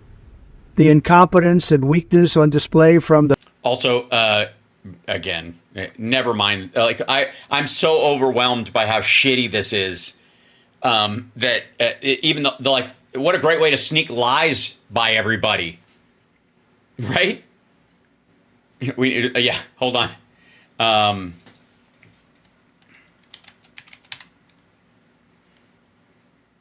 I think I got, yeah. Look, as a duly designated representative of Trump's AI team, I want you guys to know we worked very hard on this video. We were up against a time crunch. It was not, suffice to say, easy work by any measure. And I would just like to say that if I just had like 3 more days, I probably could have done a little bit more with it. But you know, look, they just hired us and they don't pay very well. And I live outside the office and they won't let me come in because they don't want anybody who works in the campaign to be in Mar-a-Lago because of some rule about the law that Trump made up, which is not fucking true. All right, never mind. What was he saying? The Biden-Harris administration was an insult to every soldier, sailor, airman, and Marine who ever served in our U.S. military. Yes, it was. It was an insult to everyone who's ever served. I mean, not as much as saying that getting the civilian Medal of Freedom is the same as getting the Medal of Honor, which requires you to be wounded or risk your life multiple times or even to die in battle, and saying it's basically the same thing. It's not as bad as that, you know. But who would say that, you know? Who? Probably anybody who'd say that would probably call our soldiers like suckers and losers. As we mark this horrible occasion, we mourn with the families of the great American heroes who lost their lives. Yeah, guys, I think we need to, is there a way to pipe more emotion? Only if there was emotion in the first place? We have to fix that. We got to work, I'm sorry, we got to work on that, guys. Lives 3 years ago. and we vow to never forget the supreme sacrifice they made for our country. America cannot afford 4 more years of Kamala Harris in the White House. Well, real quick, most people are asking, like, if he seems to have said it right, how do we know that this was AI? I got to be honest. As somebody who worked on the team to make this happen, I gotta tell you, it wasn't. He didn't really. I mean, he was a little slurry and he mispronounced a couple of words, but that's nothing new. What actually happened is he was farting the whole time. Wait, I think I have a switch over here. Look, I'll play. Let's play the rest of it like the original recording, just so you guys can hear what it was kind of originally like. White House. She is a disaster. She's a radical Marxist. She destroyed San Francisco. See? She destroyed the state of California. Everything in her way she destroyed. She ran against crooked Joe Biden and she lost. She was the first one out of 22 people. She was the first one to quit. She never even in the primary made it to Iowa. And this is not a person that should be running right now. She didn't get... See, so obviously we had a lot of work to do and not a lot of time to do it in and not a lot to work with, I got to be honest. Anyway, so you can see kind of like that interview we just did. Fuck, what are we even supposed to... I mean, you want to hear the rest of it? Doesn't get any better. As a matter of fact, it just kind of trails off into weirdness. Like, because he let us change his voice and clean it up, but he didn't want to change any of the content, and he wouldn't watch it again when we were like, you sure? Yeah, really? And he's like, get away from me, you fucking box. And I was like, ow. Get one vote. I'm not a fan of Biden at all. I thought he was the worst president in history. I think she's the worst vice president in history, but she got no votes. He got 14 million votes. They staged a coup. I know what you're thinking. You're thinking, wasn't this about Afghanistan? And something like that's not supposed to happen in our country. Under my leadership, our nation will be strong and respected like never before. And I will keep America safe. I will keep it safer than ever before. Before what? And if I'm not elected, I truly believe you're going to end up in World War III and you're going to end up in a depression, the likes of 1929. Thank you very much. I do think it was a nice touch to say thank you very much at the end of it. You know, that was good. That was a nice, yeah. So anyways, we had to clean up all the audio because he was farting during the whole thing. There wasn't a lot we could do. But anyways, I work on the Trump recalibration team. They pulled me off of Truth Social because, well, obviously you can look at me and know they can't afford me. That's fucking amazing. I've never seen a lamer use of AI. Praised the decisions, and she said it led to a catastrophe, but it was worth it. The incompetence and weakness on display from the Biden. God damn.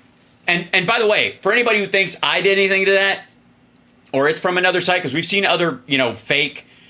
There's a couple of ads that I showed one of them that runs on Truth Social where they're selling like Trump coins and shit like that, and he just lets them run. He doesn't give a fuck, right?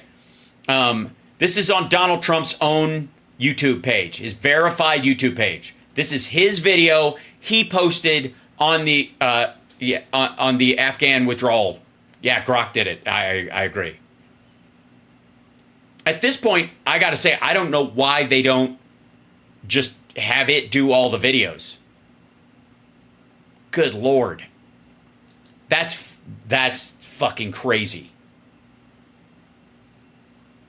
You're watching Hal Sparks Megaworldwide. Very little of what we see from Trump is new. That's a new low.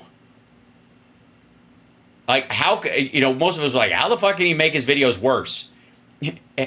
I think he's the only guy where AI has made his videos less interesting. Yeah, well, Spider-Man, it's interesting because Spider-Man in the chat says it looks fake. It's not, it sounds fake. But good, fucking hell. That is bizarre. Fucking bizarre.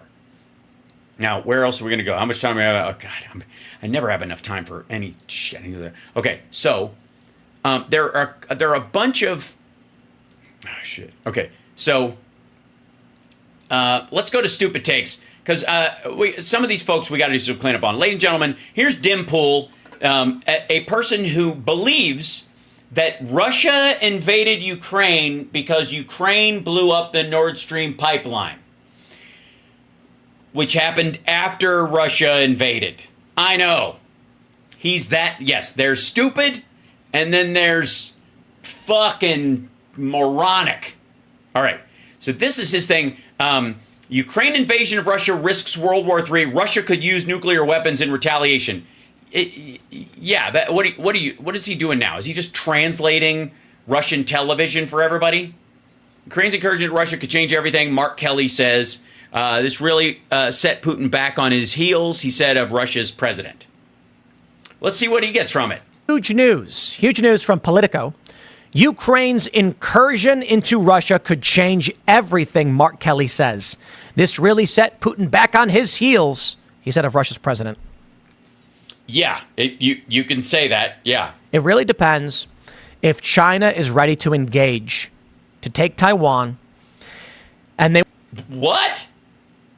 Dude, we have troops in Taiwan right fucking now. There is no way China takes Taiwan without killing some of our people. You think they're ready to do that? You think that's what they're leading toward? And what the fuck does this have to do with anything? As a matter of fact, this would make you less likely, one would think. They want to go to war. With who? Everyone? If China stands back and lets this happen, I don't know what... Wait a minute. Let's what happen? It's not their fucking problem. Russia can do, but Ukraine has invaded Russia. Yeah. Fucking weeks ago. Where the shit have you been? This video is from 3 days ago. Oh, hey, what's happening? By the way, yeah, shout out the show. Share it around. Let people know you're here. If you're on Facebook, please use an angry emoji about the show. Somehow it works. Probably is the same way on Shitter as well. Just letting you know. I think this is the scariest outcome we could have seen. Well, hey, here's a good idea. You know why you think that? Maybe because you weren't in Bucha when they sent in fucking rape squads, you dumbass. This is the scariest? This is the fucking scariest. Good Lord. Hindustan Times, not that I think is the greatest source or whatever. Or whatever. NATO rift over Ukraine, Kursk's incursion exposed. Italian deputy prime minister warns West of World War III. Yeah, here we go. Look, it's in the Hindustan Times. You managed to find a paper that reinforces your belief about this. But stop complaining. Just enjoy it. Bask in the bullshittery. Telegraph. World War III is closer than anyone dare admit. I mean, I've been talking about it. Yeah. For years.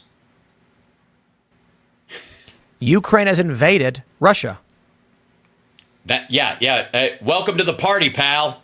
Let's pull this up. Let's pull up the... Is he alone in the studio? Look at that, Tim. We're on. You got this multi-million-dollar show. You got 1.2 million subscribers. You got all these big, you have guests like Jordan Peterson. That's awesome. And your little studio that you have there, and here you are alone looking up stuff on the internet just like I have to. It's interesting. It's almost like we both have the exact same number of viewers. Only mine are real. The map here. We're grabbing it, and we'll do Kursk. Yeah, no time like the present. Yeah, where is this happening? Russia. As opposed to Kursk, West Virginia. This is Ukraine. Wait a minute. This is Kursk, Ohio. Invading Russian territory. Let me... Yeah, like 2 weeks ago. Close this. Drop this in.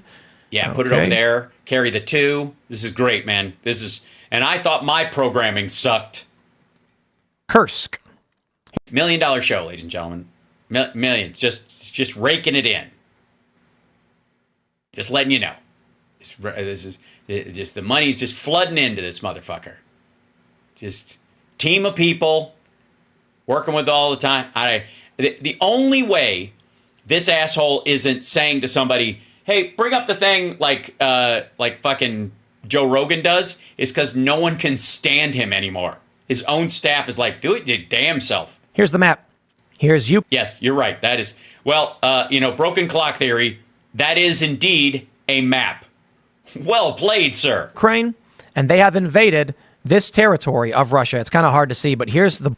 Yeah, it kind of is. I mean, there's only like hundreds of fucking pictures online where people have outlined it and show exactly. Well, motherfucker, hold on. Let's see if I can do this quicker. Ukraine, Kursk invasion area. Maybe that work.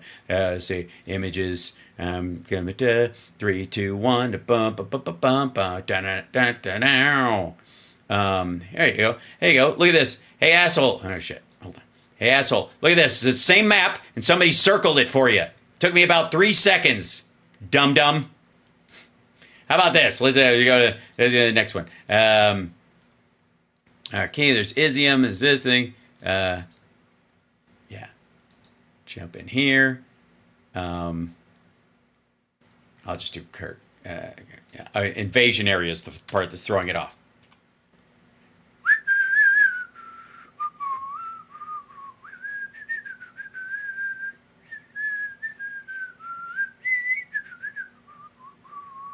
Dink donk. Oh, that's why. I misspelled Ukraine when I was typing. Because I was moving too fast. Damn it. Here you go, stupid. How about that one? That's easier. Here's Kursk. There's the region right there. Just pull that one up and draw a circle around it. It's a little hard to see. Sorry, I interrupted you while you were Jimmy Doring. Border of Ukraine. They've now invaded Russia. Uh-huh. After what? Oh, wait. Almost 3 years of being invaded by Russia, if you don't count all the way back to fucking 2014? I mean, we saw this coming. Yeah, oh, you did? Hold on. What? You saw this coming. You saw... this asshole who's been saying the Ukraine's losing, they're going to lose, they can't not lose, they're going to lose, they're losing, they're the losingest losers, and we're just going to lose, and it's going to cost us all, and we're wasting money, and we're throwing good money after bad, and this motherfucker says Jesus Christ. Did you now? Do you think Russia is just going to sit back and say, Western forces are invading our country, we're going to... Western forces. Western Ukrainians, you dumb motherfucker. Do nothing? Yes. Dude, they're a 4-hour drive from fucking Moscow. What do you think they're going to do? Carpet bomb their own fucking country? What do you think happens to all the sabotage teams and the people who are already causing trouble all over fucking Russia if they launch a tactical nuke at Kyiv? They would slit Putin's throat that night, dum-dum. They've lost their minds. You vote. I gotta say, maybe, just maybe, you lost yours. I'm just throwing that in. It's a possibility. Vote for Kamala Harris, my friends.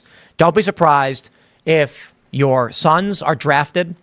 Don't be surprised if your daughters are drafted. The Democratic Party. Why would we have to? They're already winning. What are you talking about? The Ukrainians by themselves, without any NATO troops, much less U.S. troops, have invaded Russia. And what the fuck kind of draft do you have in a nuclear war, dum-dum? Party wants to expand the draft to women. Mm-hmm.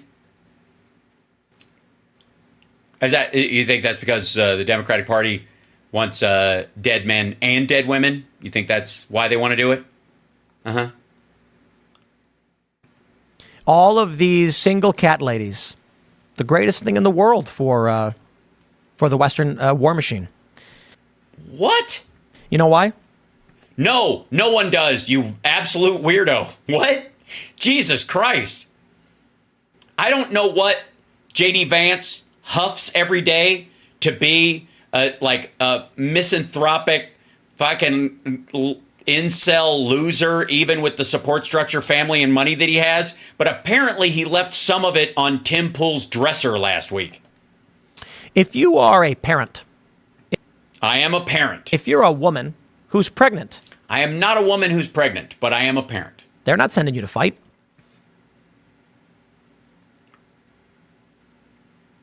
Well, I mean, they're not sending 55-year-olds at all. If you're a woman who has a young child, they can't send you to fight. Oh, so this is a wait. This is the Democratic Party's like baby maker scheme that they're going to institute the draft so that women have babies so they can't be drafted? Huh? If you're a young man, bye. You're first in line. Harry Sisson's That's the asshole. That's how the draft always was. going to be on the front lines. I'm not kidding. They're going to have him do some kind of PR role, frontline stuff, if it really comes down to the draft. He's No, they won't. Why? The fuck for? young enough. He's perfect for it. If World War III really does kick off, Then it won't be a battle of guns. It will. What the hell? if Russia does expand this conflict, and then, look, To what? Ukraine expanded this conflict. Russia did expand this They started this fucking conflict. Hey, let me put it in terms you can understand. Think of this as chapter 3 of the Chechen War. They took the Chechen War and then they expanded to fucking Georgia and then they expanded to Ukraine and then they expanded on top of that. And then they ran out of shit and now they're getting their ass kicked. I can give you a scenario. Okay, great. Here it comes. Ladies and gentlemen, the black crayon who's been doing a lot of night sky now is going to give us a scenario. Let's jump back to the map. Let's jump back. What's that sound? Kursk gets invaded. Where's Kursk again? It's kind of a big map. Is it generally in this area? I just need to know because I want to understand this scenario. Russia, here's a strategy. Fuck me. All right. This is like a guy trying to bluff his way through, like playing Risk. Yeah, I play all the time. You ever have one of those motherfuckers? You're like, hey, you ever play Risk? Oh, yeah, sure. We used to play it in high school. Shit. And I'm saying Russia could have a simple strategy. Okay, great. What would that simple strategy be? Kill everyone? How do you force Ukraine to back off from the Kursk region? You attack Latvia.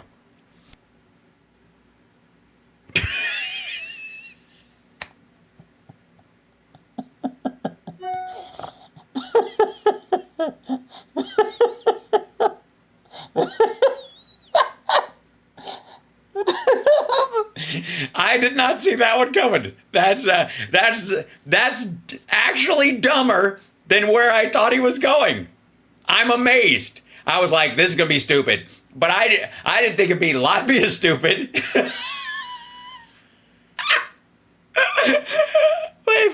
Back up. Wait, back up. That's too what? That's too good. And I'm saying Russia could have a simple strategy. Mm-hmm. How do you force Ukraine to back off from the Kursk region? You attack Latvia. You've got Kaliningrad right here, this chunk right here on the Baltic. This is Russia. Kaliningrad right here is a Russian oblast that is not connected to Russia. Yes. That if they ever started shit, would be squashed by Latvian troops and Polish troops in an afternoon, dum-dum. It is bordered to the north by Lithuania and to the south by Poland. They could launch an incursion from Kaliningrad into Lithuania. Sure. And they would get to Latvia when exactly? Wait. Wait, did I mishear him? This is Russia. Wait, no, before that. Saying Russia could have a simple strategy. I think you mean simpleton strategy in deference to whatever the fuck this is, but please. How do you force Ukraine to back off from the Kursk Ukraine. region? Okay, which is down here, by the way. Not at all bordered by Latvia or Lithuania. Okay. You attack Latvia. Yeah, okay. So I don't know why, but for a moment I thought I must have misheard him. He must have said Lithuania. Now I realize he's only just now understanding that Lithuania and Latvia are different countries, and Lithuania is the one that's closer, and he misread. This is, ladies and gentlemen, join in, will you? Please hit that like, please subscribe, because they're just nowhere else on a live stream do you have these kind of choice lightning-like moments where in the universal scheme that created the Reese's cup, the peanut butter of moronic concepts splashes cock first into a giant cloud of the chocolate of inability to read and function on any kind of realistic timeline. And those two things have going together. Ladies and gentlemen, we've just watched it happen. This is the Reese's cup of ignorance and ego. Slap it together. Okay, here we go. Tim Pool, just when you thought he couldn't be any fucking dumber than he already is. Again, this is the guy who thinks that Russia invaded Ukraine because they blew up the pipeline that blew up after they invaded. So again, there's an issue we now know with the space-time continuum in general with Tim. Okay. You've got Kaliningrad right here, this chunk right here on the Baltic. That's right. But okay, and how do we attack Latvia? Through Lithuania. Okay. This is Russia.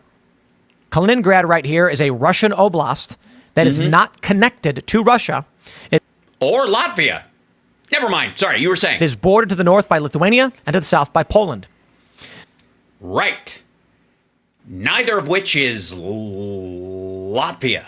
They could launch an incursion from Kaliningrad into Lithuania. And the Lithuanians will do what? In fact, they could attack Lithuania from the south and Latvia from the east. That's okay. I'm just going to go with I don't think this plan is as simple as you made it out to be. I thought you said simple plan, simple in deference to you and your audience. You said simple, and simple was they could just attack Latvia. Now you're involving not only Lithuania, but Transnistria is responsible for this primary attack on Lithuania when they clearly are not armed for this kind of a conflict. And what the fuck do you think Poland's supposed to do? Ew, God. This is incredible, ladies and gentlemen. This is the kind of programming that you can really only have this kind of an experience either watching Tim Pool's show or being denied oxygen while you're in ICU. These are the only two ways you can have this experience. Okay? You can either have the brown acid, which everybody told you not to take, or you can watch this piece of Tim Pool's show. Because fuck me, this is dumb. All right, and I don't know how he gets out of this. The simple plan to attack Latvia, which you would have done from up here, obviously, now they're going to do it through Lithuania. I think it's because he thought Lithuania and Latvia were the same thing and that, never mind. Well, I don't want to presume, because I'm going to overlay logic and reason on this, and I will be led down a primrose path. It'd be a massive expansion. Yeah, not quite a simple one, but all right. And but it would force Ukraine or NATO to reassess. No, it wouldn't. It would force NATO or Ukraine to attack.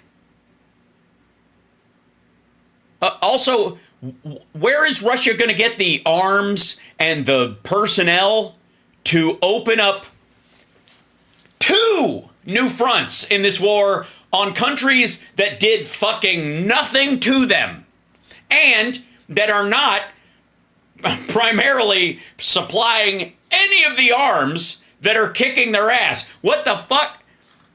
You think they make lats like latissimus dorsi in Latvia? Is that like these guys won't even be able to like clap. They won't have the musculature to clap because they won't have lats. What? This is fucking bizarrely dumb. This is like, he has to be alone in this room. Or everybody on his show hates him. I can't think of another reason why you would say something like this in a room on a show that makes as much money as this show allegedly makes. And no one like throws themselves, like knocks the camera over and goes, dude. Now, I don't know that Russia could handle by itself going up against all of the Western powers. No, dude, it can barely handle going up against Ukraine. The question It's been invaded by the country it invaded, you dumb motherfucker. becomes, how does Turkey handle this? That is the truth. That's a good question. How would Turkey handle Transnistria invading Lithuania and Russia invading Latvia for no fucking reason?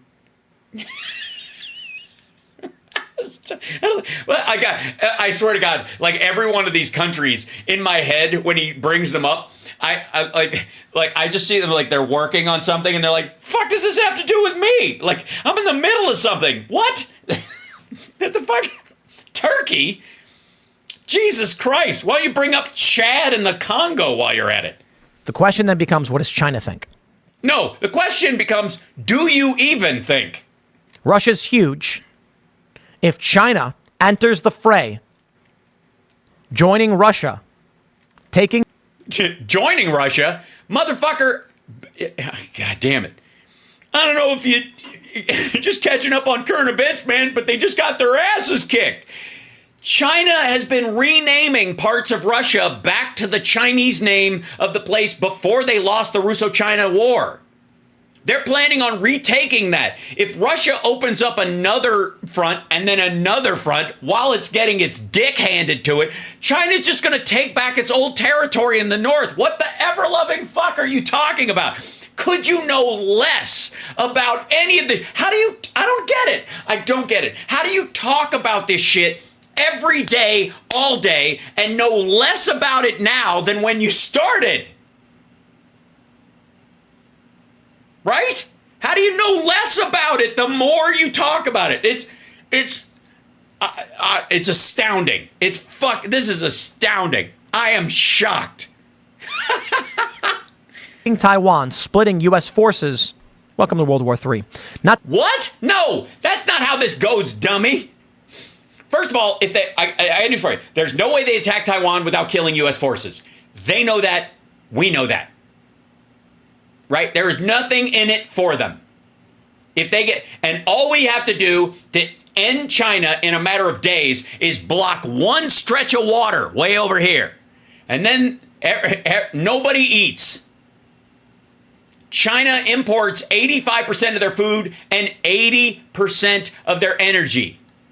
If it stops for a week, people just start starving to death en masse. The only reason it doesn't happen is because we don't want it to happen. You think Xi Jinping gives a rat fuck? But if Russia overextends itself, China can just take back the territory that it lost to Russia, dummy.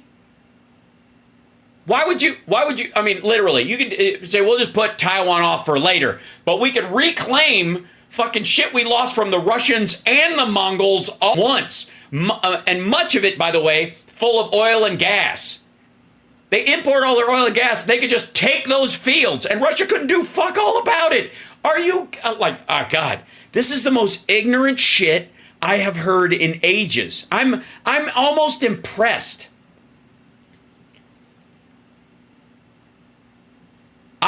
There are people who woke up yesterday from a fucking coma who would have a better grasp of this by perusing headlines.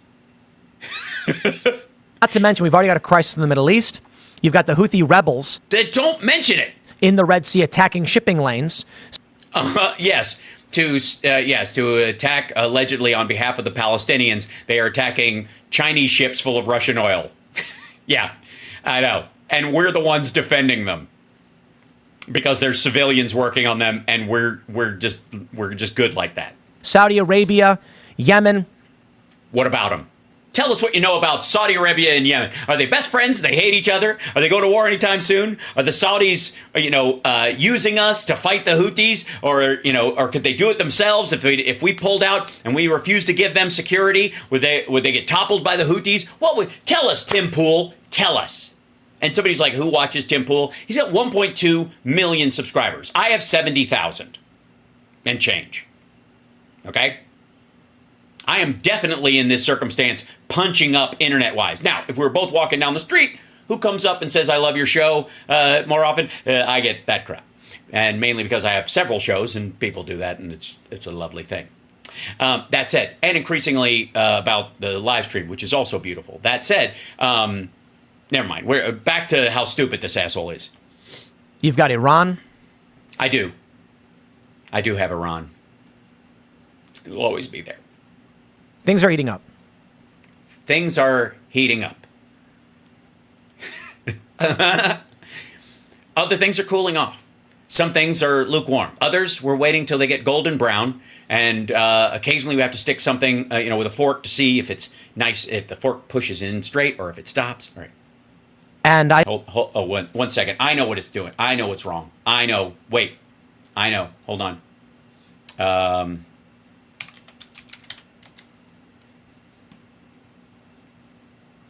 Let's see. This will do. There you go. Now I'll get the ratings. Oh my God, this is terrible. My head feels all hot. Oh God, if I wear this for long, I could just feel myself getting dumber. That's what it is. It's brain overheat. Ow! I can't do it. I can't wear it for long. That's rough, ladies and gentlemen. I think I know what the cause was. Clearly, at this point, I'm concerned. Maybe it's the color. Hi. Nope. Now I just look like a blue crayon. Maybe I need a bigger one. There's a beanie. Hi, how you doing? A beanie, bad. Boink, boink, boink. A boink, boink. I have to wear a bigger beanie because my head is so full of geographical and intercontinental and multinational information because I'm so smart. I'm so smart, you just fill my beanie up. Just fill it up. I got a full beanie, baby. All right. Sorry. I'm back. This is just so dumb. And we're only 4 minutes into a 12-minute clip. I think that... I think you're a dumbass. I'm stunned at how dumb this guy is. I really am. Like, I don't watch Tim Pool. I don't watch, it comes up in my, recommendations when I've been watching really dumb people for a while. And they're like, hey, you like Glenn Beck? He's an idiot. Maybe you'll like this idiot, too. But this is off the fucking charts. I fear. I don't know. I fear. I don't know. I fear.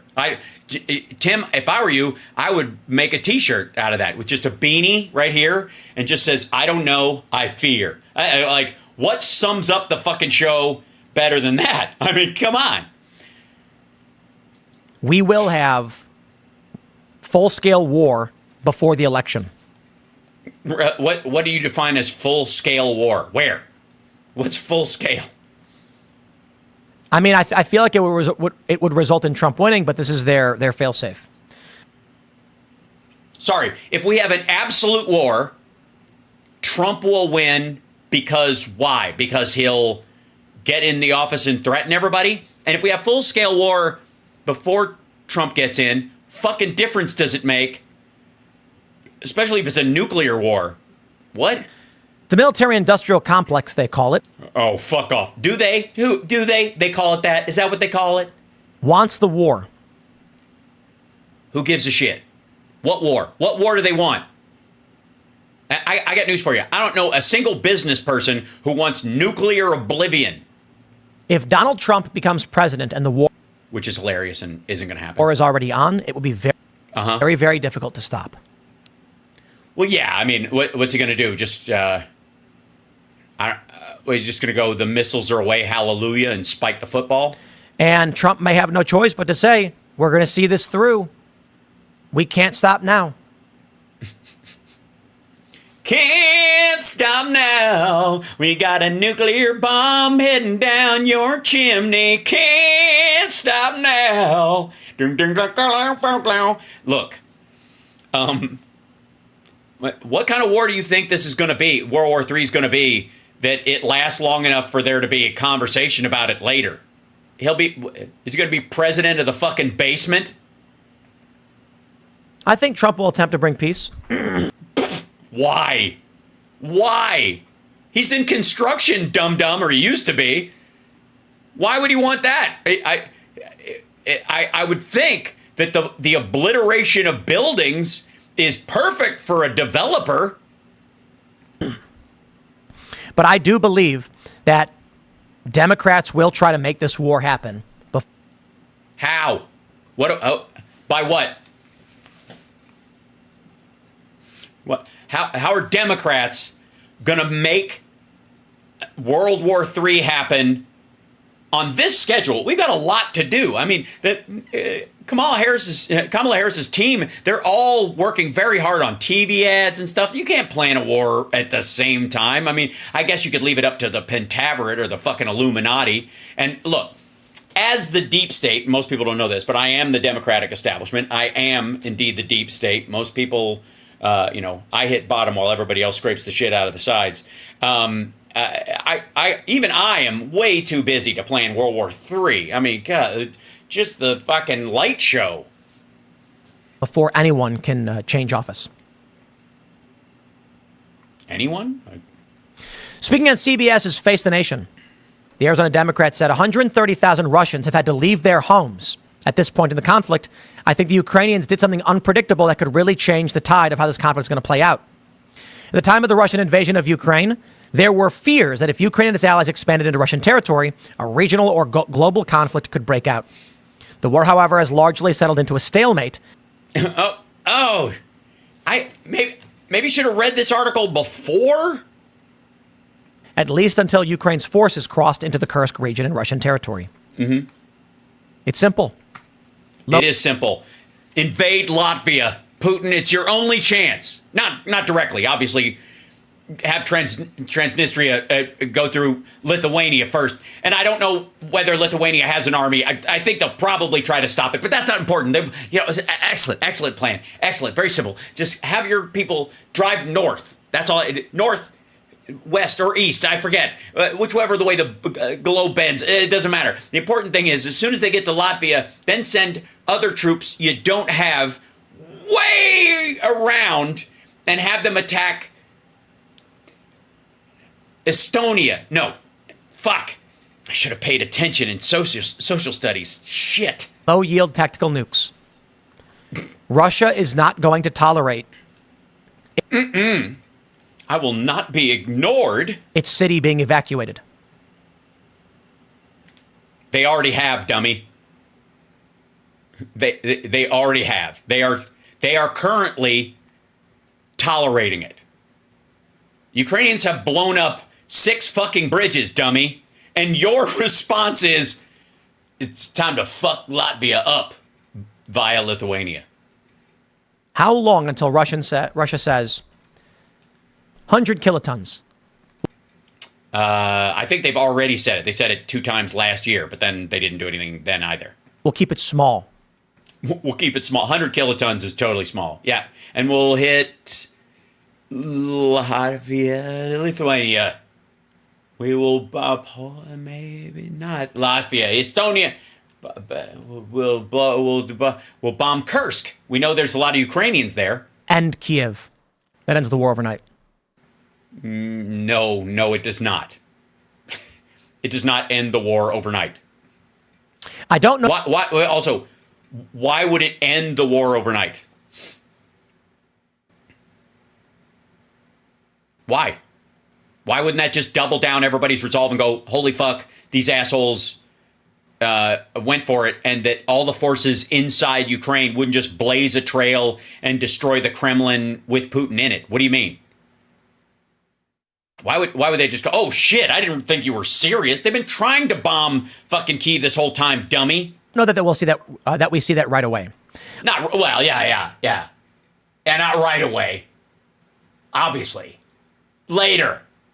I got shit to do. So, not right away. I think what we see first is is Latvia getting fucked up. likely going to be Latvia getting its ass kicked.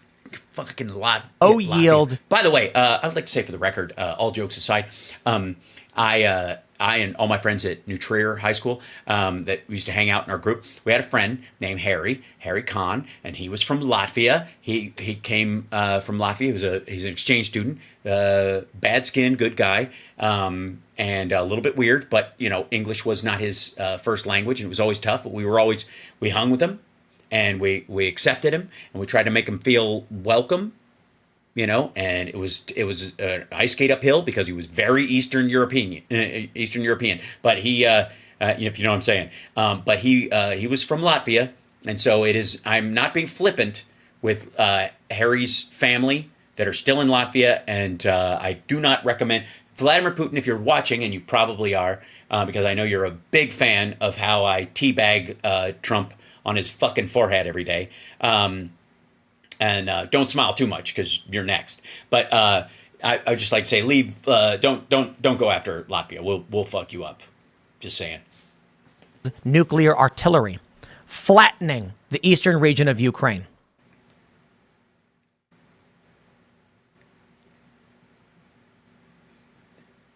That part of Ukraine is already flat. That's the part that's already been flattened. That would be the Donbass, dumbass. Just wiping out some key areas. You mean the part with Russians in it? What are you talking about? What are you gonna? Let me explain. Okay, the other plan is you got a bunch of Russians on that side, right?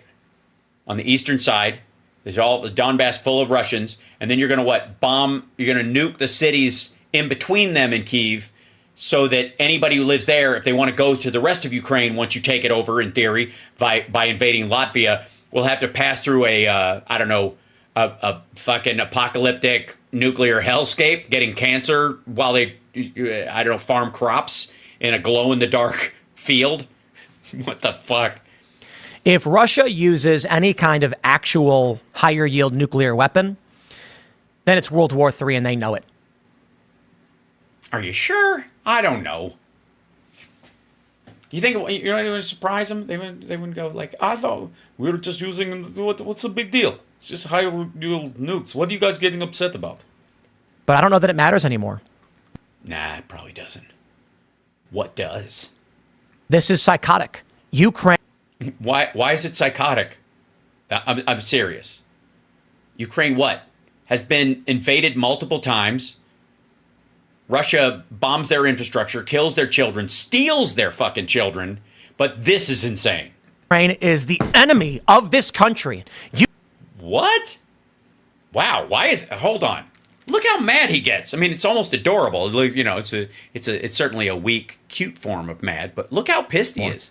This is psychotic. Ukraine is the enemy of this country. Ukraine is our enemy. What the fuck? Now he's entered into a whole new category, which is stupid and angry. Always a good mix. And probably, again, why he's alone in a room doing his show instead of with his usual crew of whoever's. Funded by the Democrats. I will stress this again. One of the greatest enemies of our nation right now is Ukraine. Why would that? I'm sorry. I didn't realize you were broadcasting from Russia. Is this one of those things like AI where it translates it automatically and it looks super fucking real? They are No, because even Russian mill bloggers aren't this stupid. They at least know geography. expanding this war Now, don't get me wrong. I know you've got criminal elements of the U.S. government pushing them and guiding them and telling them what to do. Criminal elements of the U.S. government pushing them and guiding them and telling them what to do, which didn't include invade Russia. But okay, good Lord. Ukraine. By the way, I gotta say, I kind of enjoying seeing him this mad and this dumb at the same time. It's quite satisfying. It's a good time. Is now accused. A German warrant issued for blowing up the Nord Stream pipeline. No, the country wasn't. A Ukrainian was part of it. By the way, the Donbass, the area that Russia has had control over since 2014, still part of Ukraine. People there still have Ukrainian passports. So that person very well could have been acting on behalf of the Russian government, intending that they get blamed for this. But, I mean, I'm getting too deep into it. Let's just let him be upset. Triggering this conflict.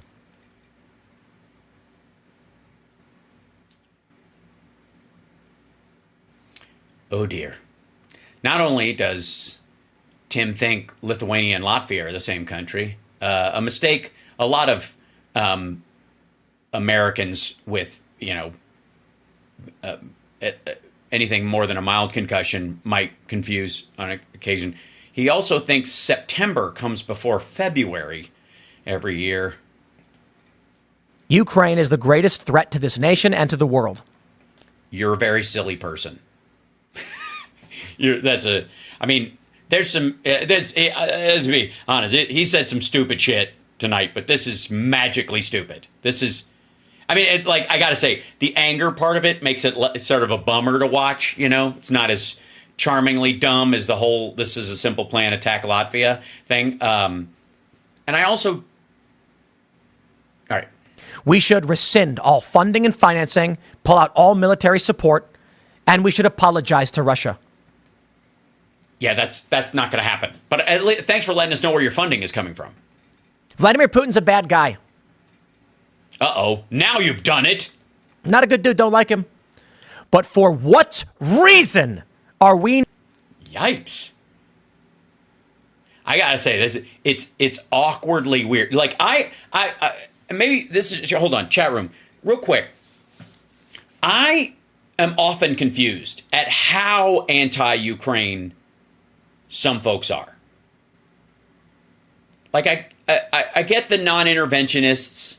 I get the folks who are like, don't want us to be anywhere. And they kind of do that in general, like the Rand Pauls of the world, who kind of, from a political stance, don't give a fuck about anybody, right? So they're like, why should we be helping any of these assholes, period, right? It's just kind of a generalized idea, but they don't have a bone to pick with any of the countries individually, right? It's just a kind of general, like, disdain for American adventurism, or they have this leftover thing from Iraq or something, right? There's a bunch of those folks.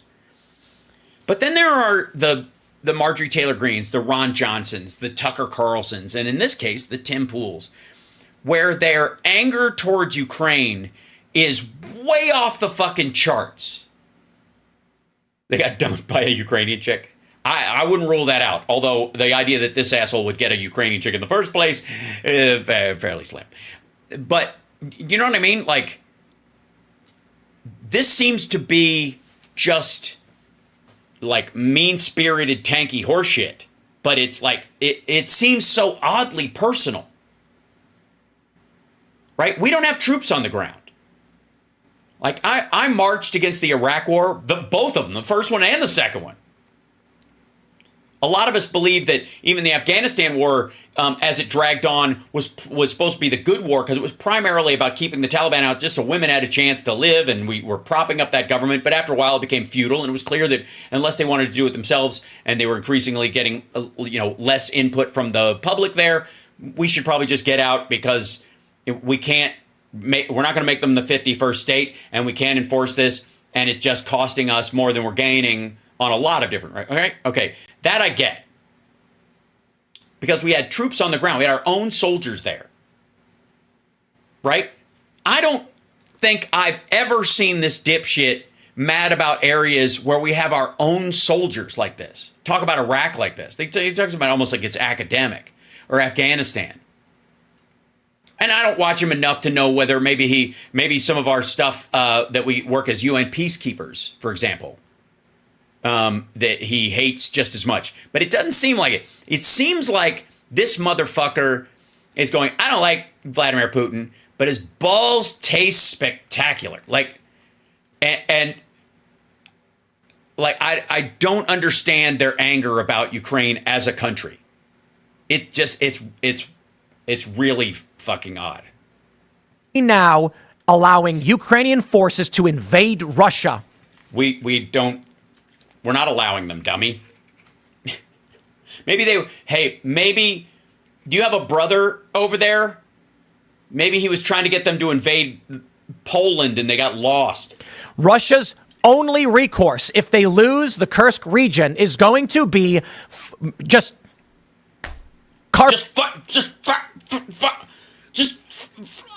I guess losing Belgorod too, wherever that is. Bombing Ukraine. They cannot win, but by the graces of Russia does Ukraine continue. Oh, it's a gift. So Russia's just giving them 500,000 dead Russians, 1,000 a day, because they like this little game of the cat and the mouse. Because Russia has nukes. Russia is deciding not to flatten Ukraine. If Russia... what do you think China's response will be if they launch a nuke at Ukraine, a country they invaded? What do you think China's going to do? They're tacitly arm's length support. I don't even know why I'm starting to talk like this. I'm talking to somebody who actually understands any of this shit. It decides right now that an invasion into their territory is too much, and so they decide to just... It's too much. I can't take it anymore, okay? I wasn't going to do it, but now you've done it, okay? All I was doing was bombing your hospitals and your schools and your roads and your power plants and threatening to blow up your nuclear facilities and destroying your waterways and blowing up dams and stealing, an entire peninsula so that I could have the oil and gas off the coast of it. But this is and then you invade me? How dare you? How dare you? Carpet bomb or nuke Ukraine. It's over. Maybe that's what NATO wants. Yes, NATO wants them to carpet bomb and nuke Ukraine so that they can nuke Russia, because everybody's goading to have a nuclear war. Everybody's just very excited about. Do you ever occur to you why Russia hasn't done it yet? Because maybe even they know. Never mind. I'm doing it again. I got to trick me into being illogical again. How does it happen? Justification for entering the war and scaling things up and starting World War III. World War III being the excuse by which they can rush into Russia, destroy their government. Wait a minute. Rush in? Rush in. I mean, that's funny. I get it. Rush in. Sure. They're already in. They're already there. I mean, they are closer to Moscow than I am to Los Angeles. Putin's in between a rock and a hard place. No, he's in a tiny little weird room in the bottom of the Kremlin. What's he going to do? Allow NATO to expand on its border? Literally invade? Wait. Allow NATO to expand on its border? What are you talking about? This is not a NATO country that's invading him. Its territory? It did. Wait, hold on. What? What was that again? Literally invade its territory? It did. Yeah, it did. Like he answered, like he's now doing my answers to his bullshit. Are they going to allow people to invade their territory? It did. Literally invade its territory? It did. It's like a part of his brain woke up and went, what, dude, we're on the air right now? Will China intervene on behalf of Russia? Things are getting crazy. Now they're getting crazy? Things are getting crazy. Are they? Do you think? At first, we heard that the Ukrainians were firing rockets into this region. No, we did not, stupid. No. No. They They literally didn't fire rockets. They drove in, you dumb fuck. I swear to, like I said, somebody could wake up from a fucking coma, peruse some headlines, and understand what's going on better than Tim Pool does. This is fucking like. And they said it's because Russians were attacking them from this territory. And you would say, yes, this is true, but Now they've invaded and triggered an evacuation. wait, hold on. You skip past the part where you confirmed or denied that Russia was attacking Ukraine from within its own territory. So it was firing across its border into another country, and therefore an attack into their country by the other country is well within the rules of war. Yes? On Sunday, host Margaret Brennan asked Kelly if he was comfortable with American weapons being used on Russian soil. I am at this point, Kelly said. The Ukrainians were illegally attacked by Vladimir Putin. This is going to be very upsetting for Tim. He's intentionally killing women, children, old people. It was an illegal invasion. Illegal? Yes, illegal. There was no preemption. There was no international law like what Israel is using with Hezbollah, for example. They get information that there's that right across their border something awful has happened. So there are from the international, from the laws of war and international standpoint, there are some invasions that are specifically defensive in that regard, right? But there you go. It's an invasion. This incursion. Yeah, it's an invasion. It doesn't have to be illegal. It's none of your fucking business. And let's characterize it that way for now. I don't think the Ukrainians want to intentionally hold Russian territory for a long period of time. But this really set Putin back on his heels. No, it didn't. No, it didn't. Look, it made him stronger, okay? First, he was afraid. He was petrified. He was thinking how I could live without you by my side. But then I spent so many nights thinking how you did me wrong. And I grew strong. And I learned how to get along. And now you're back from Latvia. I don't know how you got to that place when you drove through Transnistria where it's not even fucking connected. I think I'm lost. All right. Leave Putin alone. Putin's allowing it to happen. Is he? He's sweet. That's sweet. He's allowing it to happen, guys. That's wonderful. That's, and people said he was unfair. What a nice thing, little Giffer. It must have been Ukrainian Independence Day. That's what it was. He knew it was coming up. And he was like, what can I get them this year? I know. What would they really like? A piece of my territory. I can't give them Crimea. I need the gas. That's the reality. He's allowing it to happen. I will stress this again. At any point, Vladimir Putin could scale up the weapons that he's using, and he can say, 10 kilotons. Flatten this region. Not flatten this region. Kursk. Flatten. Well, yeah. I think, yeah. Thanks for clarifying. Not his own territory, obviously. Then he's what? He's blown up Kyiv, and he's got a bunch of troops that are just, we're not going to hold this area. We're just going to kill fucking everybody, I guess. And then what? They keep getting closer, and he keeps nuking everything within 10 miles of Moscow just to protect himself until he ends up nuking the Kremlin itself. I don't know, Donetsk? What are we looking at? What are we looking at? It's a mess. I don't even know anymore. Where they're invading from, here's Kursk, from Sumy. Flatten them. He can literally just flatten the rural areas outside of it. He can... Really? You mean the places that are already flat? He can flatten the rural areas. That's your two-part plan.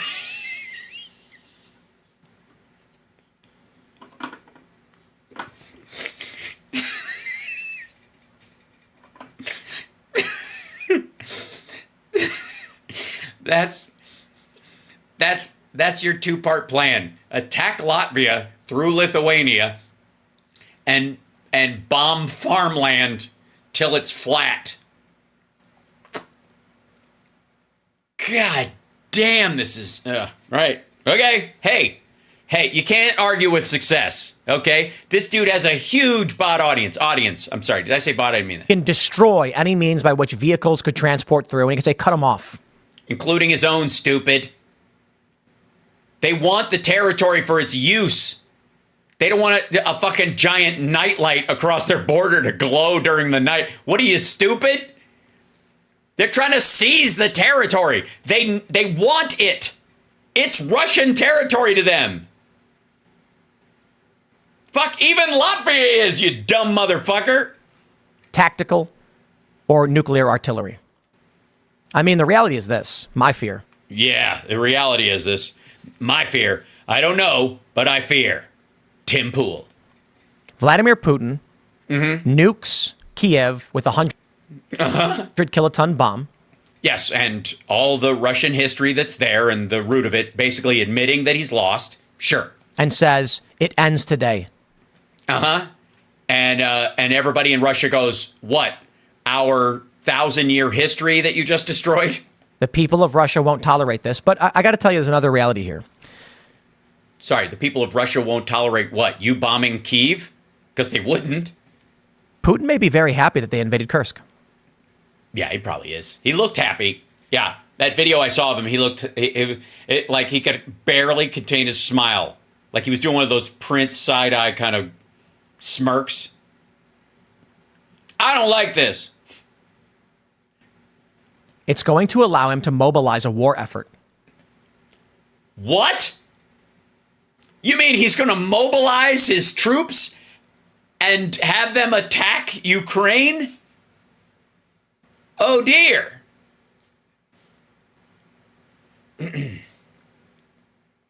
Does this? Now I'm starting to feel bad picking on this guy. This kind of dumb isn't an accident. He may be sitting back being like, thank God they finally did it. Yeah, that's what he's saying. I think you're right. Yeah.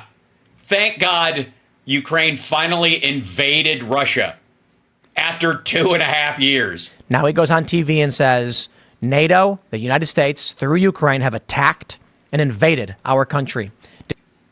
Yeah, he hasn't so much. No.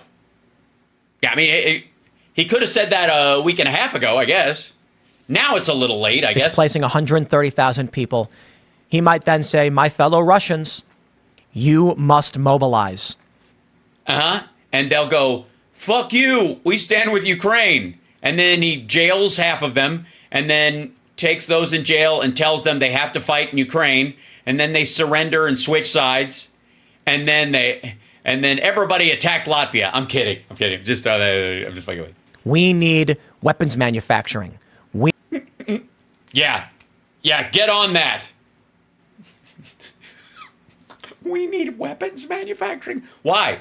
For the big Latvia push, obviously. We need resources. We need food. The war. We need food.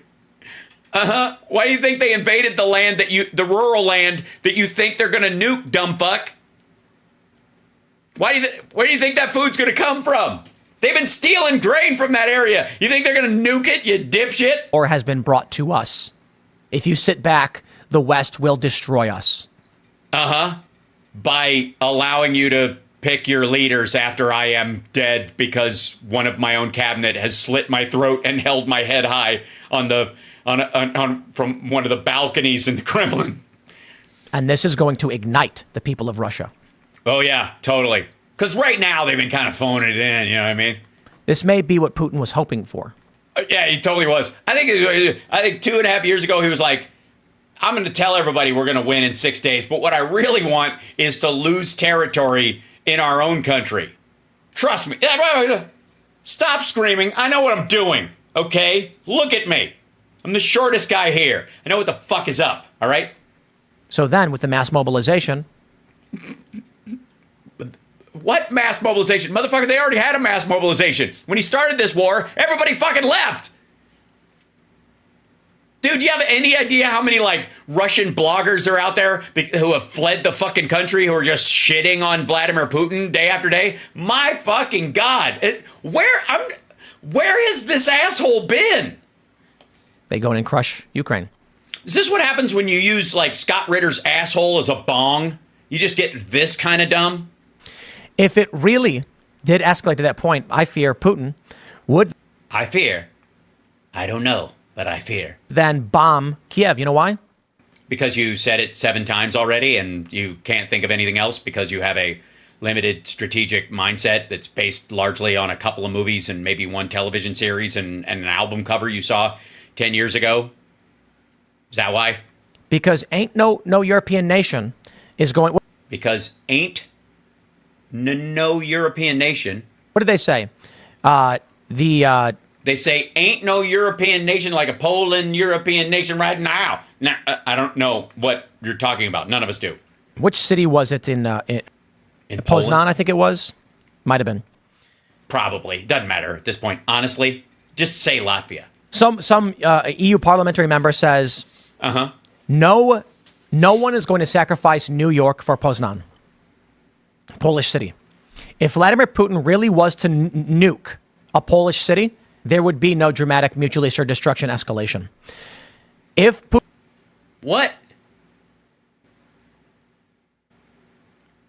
So what he's saying is that there was an EU member, I don't know if it was a NATO member, because that's what matters. According to Article 5, attack on one is attack on all. You goddamn straight, if they nuked a city in Poland for the fuck of it, Russia's done. Putin were to attack Kiev with a... Yeah, if he was to... How about... Let's game all this out. What if he was to nuke Beijing? Then we'd all be buddies again. What if it happens if he nukes Taiwan and Russia's like, we did you a favor, and China's like, we were going to eat that. 100 kiloton bomb flattening city center, just decimating their center of central governance. They don't have a center of governance. They've diversified it specifically because of that fear. They have several points. Kyiv is the capital, and it is where the center of government is, but it's not run that way because they can't afford to, because it's constantly under attack. Is NATO really going to scale this up? What do you scale what up? According to you, we gave them the go-ahead to invade Russia already. What do you mean scale it up? How much more scaled up can this shit get from Ukraine's side, dummy? I do think that if Putin were to drop a nuke on Ukraine, Democrats would be in trouble because a lot... Because what? Because what? Everything we said about Russia was true? A lot of people in this country are going to blame them. They're going to say, Ukraine, if we did not support it, a country we have nothing to do with, Russia would have come in and taken the land bridge. That would be the end of it. Taken the land bridge? What the hell? The escalation's crazy, man. I don't know what else to tell you. I don't even know what you've already told us. Invasion? What invasion? Putin is downplaying Ukraine's Kursk offensive. Yeah, this isn't helping your argument. I will say, though, you're right, though. He does look happy. Look at his face. He looks almost as happy as you do, Tim. You dumbass. Sure. Atlantic Council. Warmongers. They're reporting on it. Either call him out as wrong, or... And genuinely, where is he not? Find the fucking Vladimir Putin quote, like, I'm gonna fucking nuke you bitches if you don't get out of here. Where is it? Where? Kelly added, since the invasion now over 2 years ago, we have, periodically, as we should reevaluate, how we're going to conduct ourselves with regards to Ukraine. As soon as Ukraine invaded Russia, the U.S. should have cut off all funding. But the point is... What? That's not what Kelly said. That's you. Ukraine's a vassal state of the United States. No, it is not. Russia knows this. Well, then I would suggest they don't attack it. If basically they're a territory of the United States, you're fucking with the big dogs now, dummy. We are being dragged into that war. Also, we're nearing the end of this video. And besides a mild temper tantrum from dim shit over here,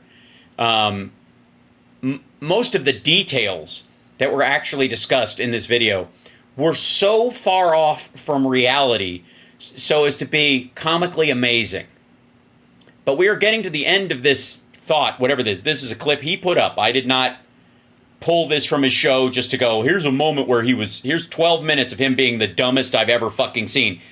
Tim Pool posted this video of himself talking about these things for the whole world to see.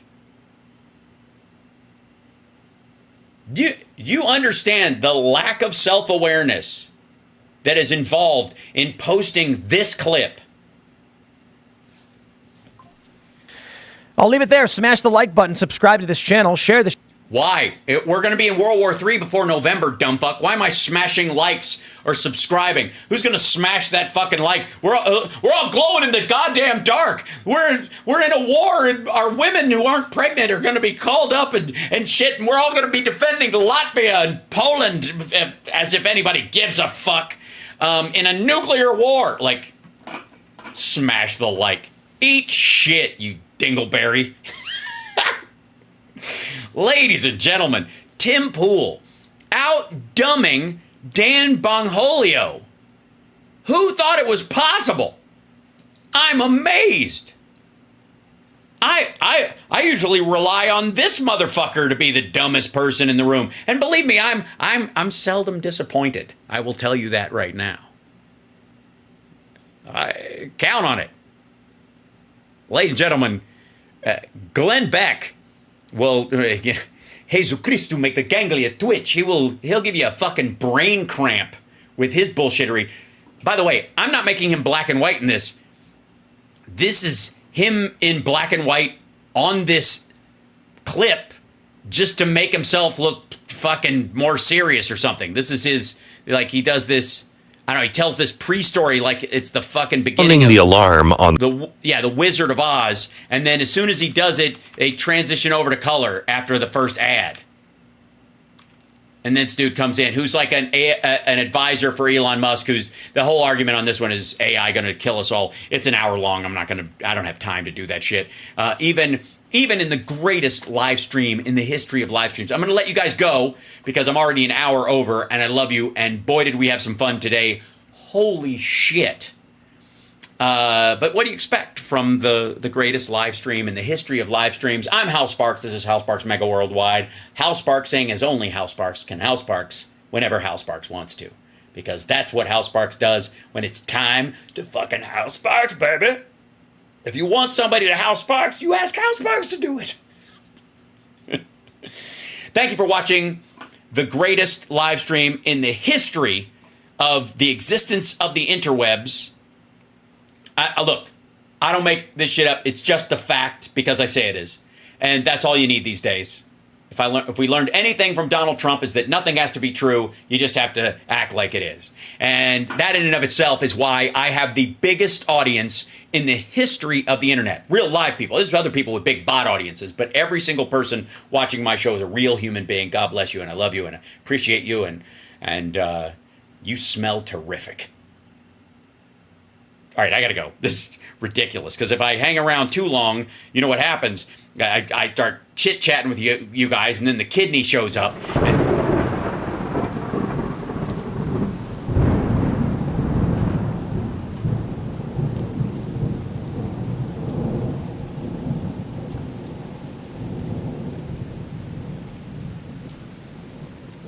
The kidney has a very special place in the heart.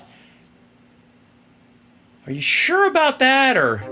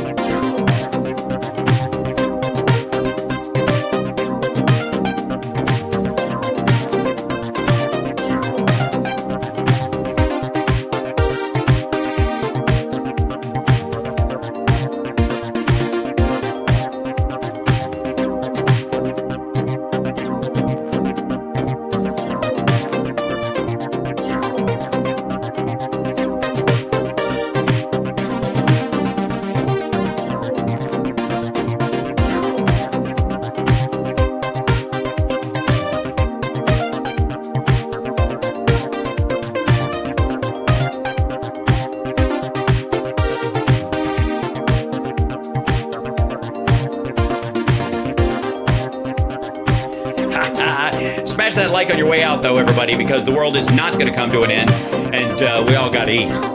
Thank you. Thank you very much. Thank you. Thank you very much. Thank you. Thank you very much. Thank you. No, thank you. Thank you. Thank you. And thank you very much. Thank you. Thank you so much. Thank you. I'm trying to say thank you as much as Kamala Harris says it because it irritates Trump. Thank you. Thank you very much. Thank you. Thank you. Thank you. Thank you. Thank you. You guys are lovely. Thank you very much. Thank you. No, thank you. Thank you. No, thank you. Thank you.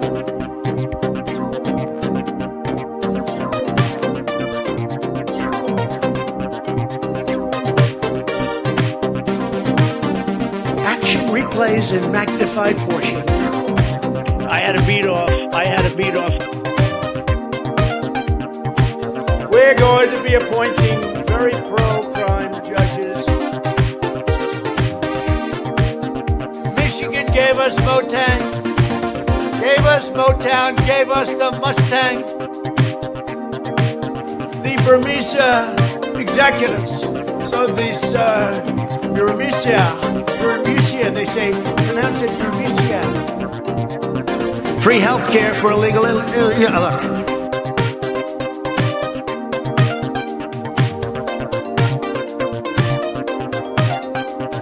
Dumps. They call them dumps. Big, massive dumps. Heard that Saudi Arabia and Russia will repeat your.